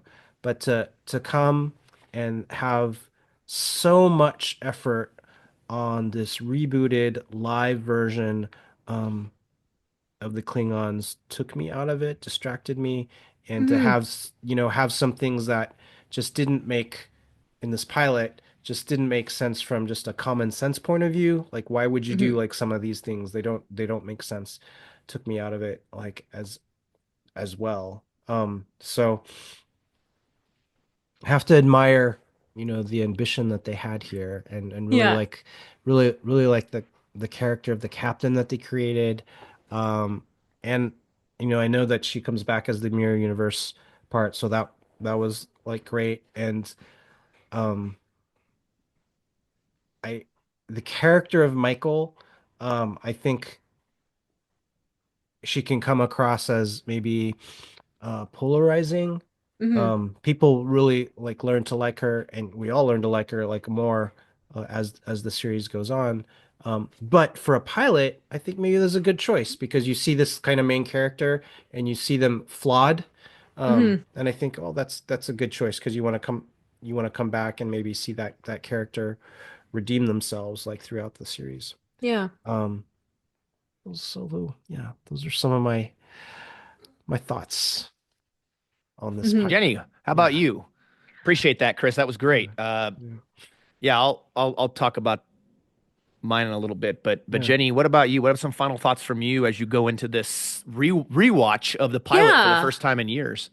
I mean, it's funny. I really, I, even in talking about it, I'm not as like off put by it as I was, interestingly. Like I said before we started that I watched the first two episodes when they aired, and then I didn't watch it again for like months because I was just like, I just it didn't it just felt it didn't grab me.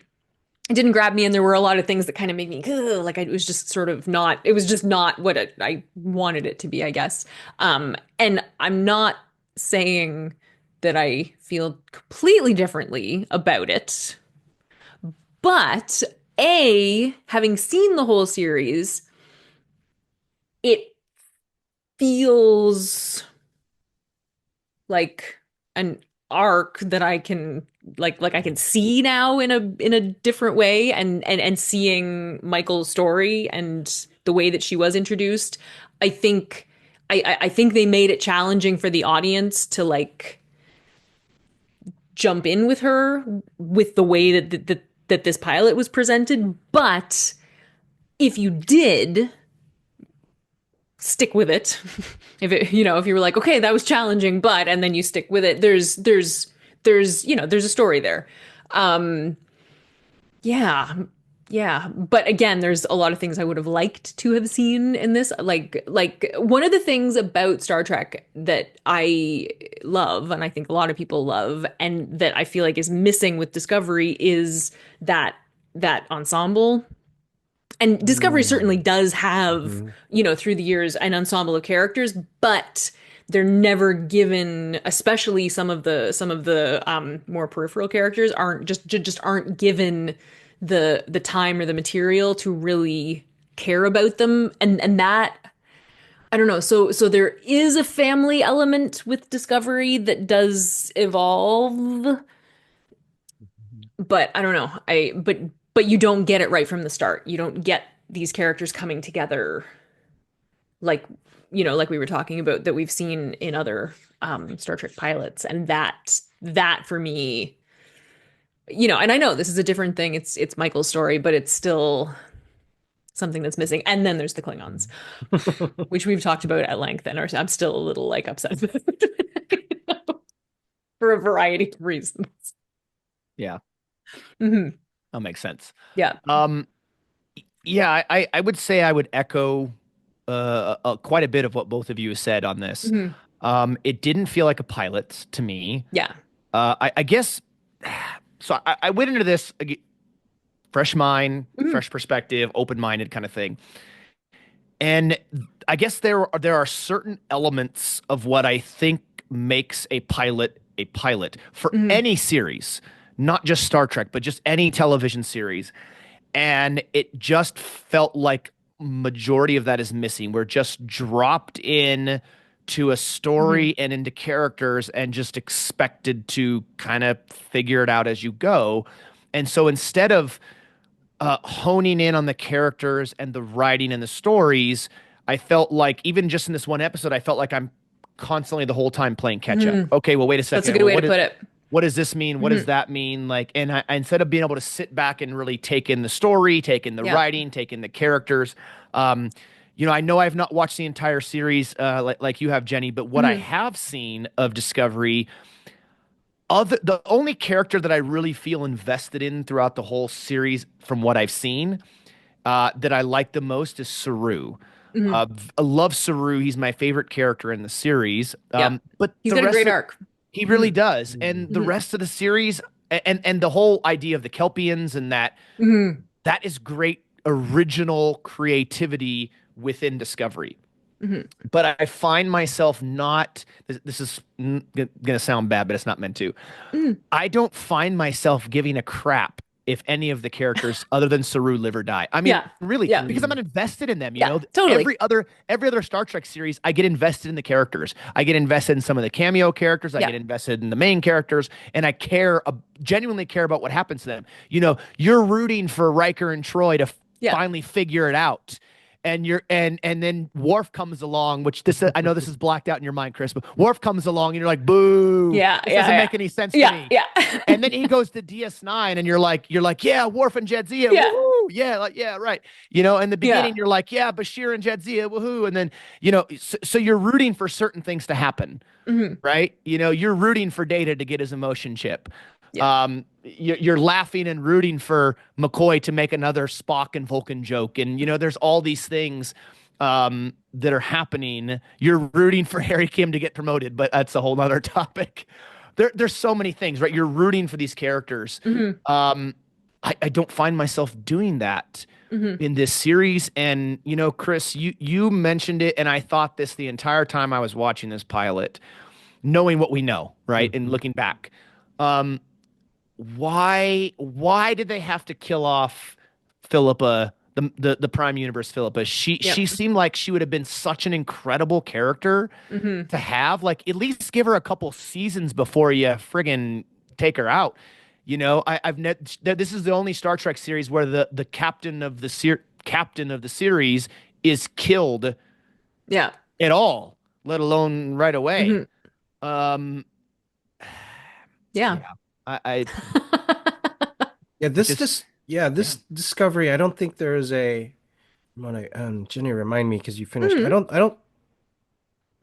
Separate from Captain Pike, Yeah. I don't think there is a really a reputable or honorable captain Hmm. in this, right? There's only the captains that we encounter Yeah. are not good. Like, Yeah. yeah, Yeah. Yeah. I mean, as time goes on, that position yeah. continues to Change there's like the crap through a goose. Yes. yeah, yeah. So and there is one later that's Okay. like but he's not the captain of the Discovery. So Hmm. so it's Yeah. like yeah. But yeah, that yeah. Yeah. Now, let me say too on some thoughts here. Mm, If it wasn't for Discovery, we would not have Strange New Worlds yeah. because they bring Pike in, played by Hmm. Anson Mount. They bring Number One in, played by Rebecca Romaine. Their characters appear in Discovery for the first time, Hmm. and they clearly do such a good job, and they like them enough. They get their own series, Yeah. and we get to explore the Pike Enterprise Hmm. under the command of Captain Pike in that period of time, even though we get way too much Kirk in Strange New Worlds. Nothing against Paul Wesley, What are but you gonna do? we, Yeah. we don't need Kirk, but that's a whole nother Yeah, rant yeah. that Chris and I have gone on before, Yeah. or at least maybe I've gone on. I don't know, Chris Yeah. might There's have a lot too, of but preemptive TOS going on in there. Yeah. yeah, it's Yeah. it's just like, can we just explore Pike? Let's just Yeah, enjoy yeah. Pike in his time. We Mhm. don't need to bring anyways, okay. Yeah. Rabbit hole. But Yeah. Discovery gave us Anson Mount's Pike, and Yeah. Rebecca Romaine's number one, and that leads Hmm. us into Strange New Worlds, which, in my opinion, is still the best new Trek series. I know people are in love with Lower Decks, and I just Hmm. haven't seen enough of it to Yeah. say one way or the other. But um, yeah, there were just, I think, too many things in the pilot of Discovery where it's like WTF, Hmm. moments. And to me, pilots shouldn't be WTF moments. They should be more about setting up characters, or slash Yeah. establishing them, establishing a ship or a central focused area in which your stories are going to be based around. Yeah. And then setting up your show, right, moving Yeah. forward. And I just felt like it didn't do that. I mean, maybe in certain things it did, but yeah, there were just a lot of Yeah. missteps for me in this pilot. When we go back and rank the pilots, Chris, after we're done with this Spotlight series, I have an idea where this will fall, but maybe it won't be as Hmm. low. I will agree with you too, Jenny, that I didn't dislike the pilot as much as I remember Yeah. disliking it the first time, Yeah. but I still But, dislike it. but, yeah, So, exactly. Oh, Exactly. I was opposite. I disliked it more when I saw it Oh, the second interesting. time. Yeah. Wow. I and Okay. yeah, when I watched it the first time I was actually I recall when I watched the first two episodes, I was kind of drawn into it and I was like, "Oh, okay, I'll watch it." And so that's why Awesome. yeah, that's why I kind of watched as many episodes of it as I did until I stopped. Hmm. So when I watched it the second time, yeah, I had You were like, wait some, a minute. yeah, I hate this. was not working for Chris me. took Yeah. a bat left right to the middle of this Yeah, episode Yeah. and was like, Yeah. yeah. yeah. I was I was curious actually, Jenny, you might have the best insight to this since you finished it, but just Hmm. thinking about the name of the series, Star Trek Discovery, so I mean, Star Trek The Next Generation, Star Trek Deep Space Nine, very Yeah. very specific. Star Trek Hmm. Star Trek Voyager, I guess that's Voyager is, specific to the name of the ship, but also Yeah. kind of, what they explore in the Delta Quadrant. Hmm. But It's a traveler. Yeah, Star Trek Yeah. Discovery. I mean, Discovery is the name of the ship, It but is the name of the ship. but do Yeah. you feel like the name of that sh series, do you Hmm. feel like there's Discovery? Yeah, yeah, like if Yeah. anything, you've got Star Trek Picard, Hmm. Star Trek Burnham. I don't like Star Trek it Burnham. well Hmm. because it sets up this idea that, oh, okay, well, it's Star Trek and the name of the ship, so obviously it's going to be one of the ship shows. Hmm. But it's like not. It's Yeah. really not, it's a completely different thing. So, yeah. It Hmm. yeah. Yeah. Yeah. Like Yeah. Solo, a Star Wars movie Hmm. is Wasn't as bad as the critics said it no, was. not It was a at all. Not at all, right? And it's a different thing. So we're like putting it over here and being like, it's a Star Wars movie. So like, but they're not saying it's, episode 7 Han Solo. no. They're saying, okay, it exists in this universe, but it's different.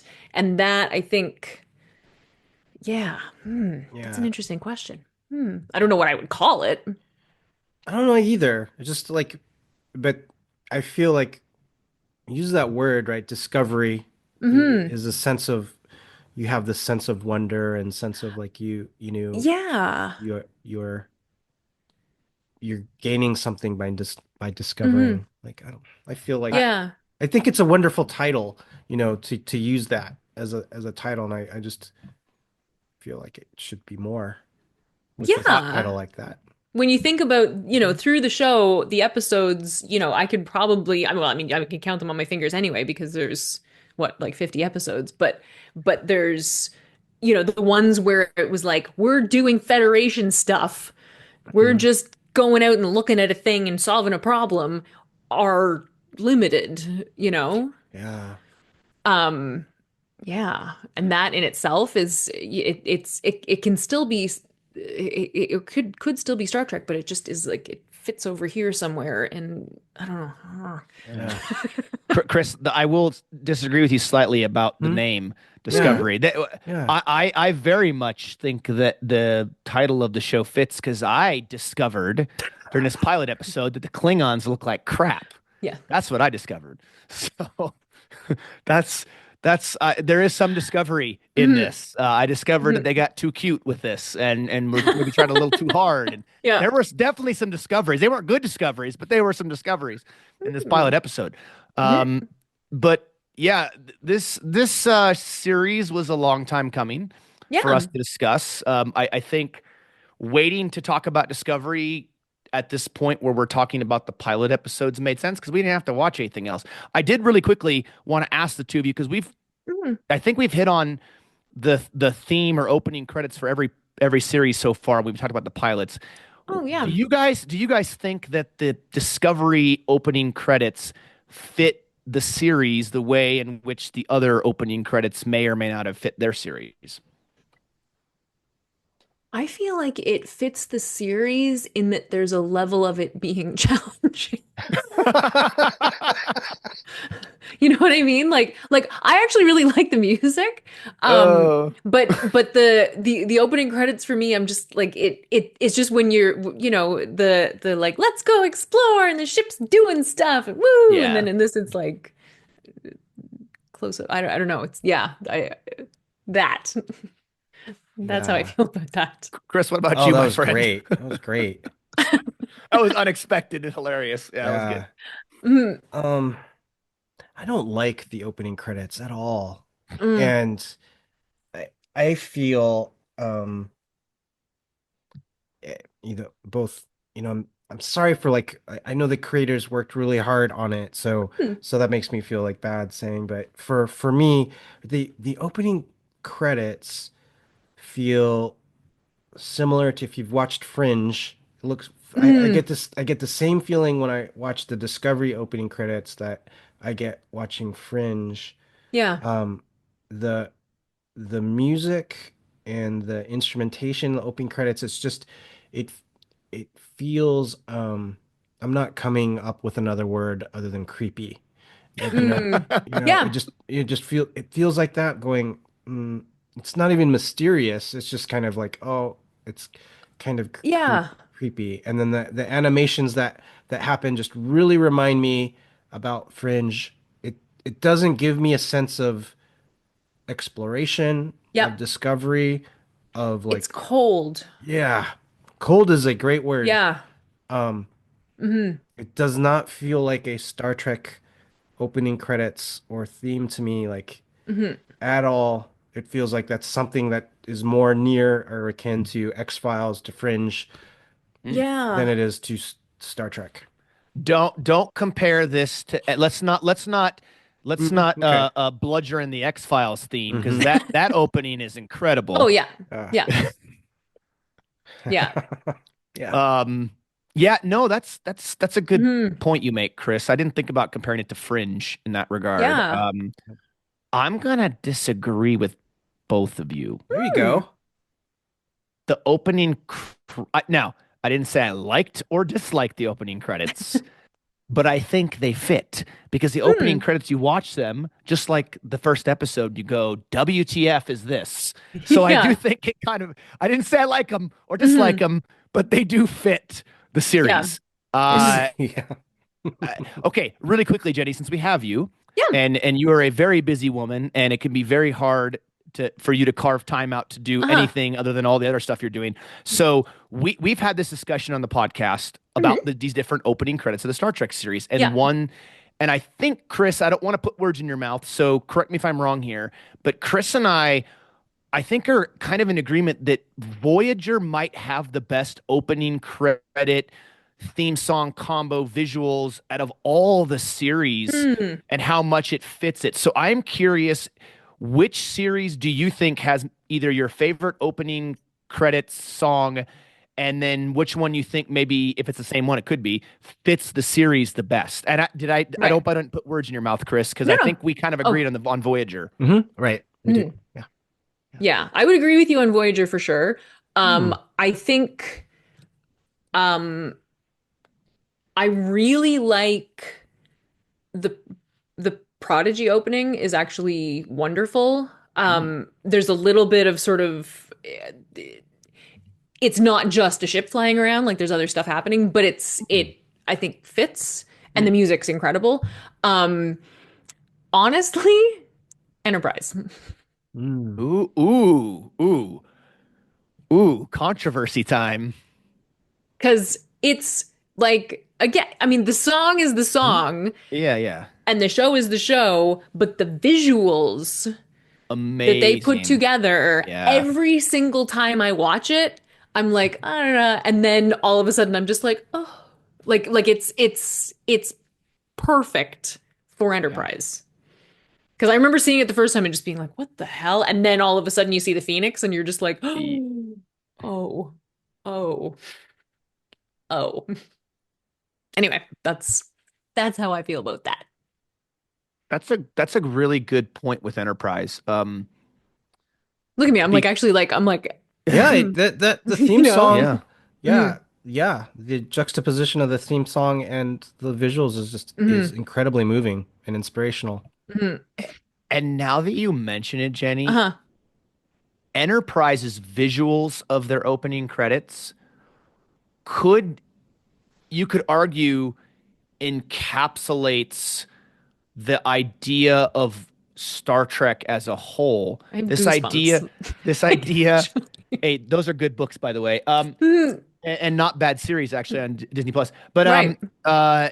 the idea, this idea of what humanity could become, the idea of exploration, not just of Hmm. exploration of like space, but just exploration of humanity as a whole, Yeah. and the idea of reaching for the stars and reaching for a brighter future Hmm. really encapsulates. I don't know why that all of a sudden is now after all these years hitting me like that, but I'm glad you Right? brought that up. Oh, it'll Yeah, get you. It'll get you. yeah. The song is the song. Um, Mm. I'm trying to remember, Chris. You do or don't like I'm not talking about the visual, the song itself and how it fits Enterprise. I don't remember we talked about this before, I know, but I I like it very much. okay. That's Hmm. what I Yeah, thought, yeah, but I I love wasn't. it. Yeah. Hmm. Yeah. Now, Yeah, I think it just fits. It just fits the show. Yeah, mhm. And doesn't that it kind of really make does. sense? The Star Trek series that's the closest to us in time has a song with lyrics and Yep. music that's very similar to Hmm. modern music, especially of that time. Yeah. Yeah, it really Yep. does. Well, that's good Hmm. to know. I mean, I think Voyager's opening, I mean, the song is so catchy. Oh, absolutely. You hear it And and you start humming it all day, and then the mhm, visuals of the ship flying around really gets at the spirit of the series as a yeah, whole, right? This like I idea can of hear it in my head right exploration. now. Yeah. Yeah. Yeah, absolutely. Like like it really is for Voyager. It's perfect. It's Yeah. perfect. No notes, you know? And I Yeah. remember I do remember thinking back when I watched the Discovery pilot the first time and then watching it again now, that first part of the music, you start to hear it's very similar, like, like the opening song. You're like, oh, we're gonna get the start kind of a similar Yeah. Star Trek theme. Then it goes off on this Hmm. cringy kind of thing, and you're like, WTF? Yeah, yeah, yeah. What is this? Like, Yeah. oh, this is what I'm in for. Okay, got it. Hmm. Um, yeah. So, okay. Well, Chris, uh, like our many of our other episodes, we did make it through as red shirts that did not die during this episode. Although we had some thoughts that we weren't sure if we were going to make it through the Discovery pilot episode. But my friend, we did make it to the final credits without dying, so that's a good thing. We did. We made it through. And um, Jenny, thank you so much for being on this episode with us and going on this journey. You know, as we were thinking a lot, like I was like,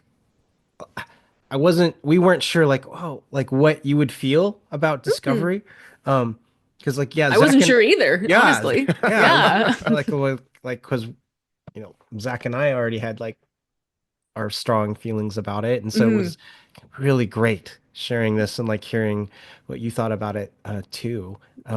So that we weren't crazy thinking that Zach and I weren't crazy. And I want to thank you guys because I appreciate you really take the time to to really dive into these shows, and you're not coming at it with this like just like if you don't like something, you have a really good reason for it, and I really love that about having these discussions with you guys. Like I think the fact that we just did this deep dive on the Discovery pilot and managed to not be like Yeah. haters about it, I think is wonderful. Like, ugh. I just am so I'm Oh, just like I'm very very happy. I'm very very happy. Yeah. Yeah. I I think well, and I think part of it it's important to remember, like I mentioned early on, Yeah. um, everybody has their favorite series, and while Discovery's not my favorite series, everybody knows my favorite series. Yeah. I'm not going to go into DS9, but like, everybody has their favorite series, right? And Mhm. I know that if I had somebody just dumping all over DS9, Yeah. first I'd look at them like they were freaking bat crap crazy. Yeah. But then also I'd be like, well, okay, you don't have to like it, but you don't necessarily have to completely trash it either. Totally. Every Star Trek series has good things and bad Yep. things. Even DS9 has bad stuff. I mean, I'm Sure. not gonna lie. Like Mhm. killing off Jadzia Yes, was exactly. so freaking stupid. I know there was behind the scenes stuff, but every Yeah. series has its bad things, right? You Totally. know, TNG, Chris, the whole Worf Troy thing. Yeah. We don't really talk about that we don't. much. Um, it just didn't. It was just like kind of forced. It didn't seem Yeah. like it fit. And then Yeah. nothing against Michael Dorn or Worf. It just that just didn't. It was Yeah. Riker and Troy always felt right to me. Yeah. But Absolutely. every series has goods and bad Yeah. things. The only TV series I've ever watched that I have no complaints about other than the fact that it ended was Home Improvement. Every Hmm. other series I've ever watched in Amazing. my life, I, Mhm. I can find things that I don't like. Sure. But I mean, so that was kind of my approach. To this I wanted to go Yeah. into Discovery and say, you know what? I know that what I have watched of the series is not my favorite, and there are a lot of things Yeah. I dislike. But I want to keep an open mind and say, hey, what Mhm. things did I get out of this? What things did I appreciate about this? Yeah. And I'm glad you brought it up that I appreciate the Discovery brought in a potentially whole nother generation of Trek fans Hmm. into this wonderful franchise. Yeah. Absolutely. Absolutely. Yeah. Ooh. So, well, yeah. So, thank you so much, Jenny, for coming on this journey with us to talk about Discovery. It's been far too long since we've had you back on. Yeah. We have to do it again, sooner Definitely. rather than later. I know when season 3 of Strange New Worlds comes out, we'll be doing an episode by Hmm. episode review of that, like we did for Picard and for Cool. season 2 of Strange New Worlds. So Hmm. maybe there's an opportunity there, or we can Awesome. do something else. For sure. It's been a blast, and we always appreciate you and your perspective. Likewise, the feeling is very mutual. Yeah. Well, Chris, again, like I said, we made it. We made it through Discovery, and who knows? Maybe there's opportunities in the future to jump back into Discovery and do some of our world famous. That's a joke. Deep dives of some Mm. Discovery specific episodes. Which we will because the mirror universe extends itself into Discovery like big time, right? So, Uh-huh. That's true. yeah, Hmm. We did yeah. do one of our last Spotlight series was on the Mirror Universe episodes, and we stopped at Enterprise just because we hadn't watched all of Discovery yet. Oh, So geez, yeah. Oh, that's yeah. a good There's like, point. mm, Yeah, that's a there's some really good good stuff point. there. Yeah, but the next episode in line for this particular Spotlight series we're doing on Star Trek pilots will be, for the first time, also on our podcast, Star Trek Lower Decks. And I Ooh. know people's Ooh. affinity for that series, Hmm. so that's going to be a lot of fun as well. Those are really short episodes, Yeah. because of the nature of what they are being animated and everything. So that's going to be fun as well, Chris, to jump into It will. bringing some animated into the podcast. It will. Yeah, definitely. And then when we get to Prodigy, that's completely new for me. Ooh, I So love it. Love that'll Prodigy. be great Hmm. too. I've only seen. I don't even. Did I even finish the pilot of Prodigy? I might have seen just the pilot of Prodigy, but I know a lot of people like it too. Mm. So Hmm. that'll be a lot of fun to watch as well. And Hmm. then we'll get to Strange New Worlds, the Yeah. very first episode of Strange New Worlds, because we talked about season 1 as a whole. We did an episode review of season 2, but Hmm. we did not deep dive the pilot of Strange New Worlds. And Yeah. there's a Mm. few whoppers in that one too to have Oh, to yeah, talk yeah, about. yeah. Yeah, yeah. So that'll be good. That'll be good. Mhm. Yeah. So, anyways, thank you everybody so much for watching and listening all over the globes and the interwebs. We very much appreciate it. Be sure to go on to Facebook and Instagram and Threads and YouTube and the podcast platforms and all that social media jazz. You can find us there and find the next and latest and greatest episode announcements, celebrity guest interview announcements, other things. Jenny, just so people are tracking, where can they find you on social media? On social media, you can find me on Facebook, Threads, Instagram, Blue Sky, and TikTok at Jenny R. Johnson Art. Awesome. Yes. And again, thank you so much for being on with us. As always, we look forward Thank to you. more episodes with you, of course. And take care, everybody. And we'll catch you next time right here on the Random Redshirt Podcast.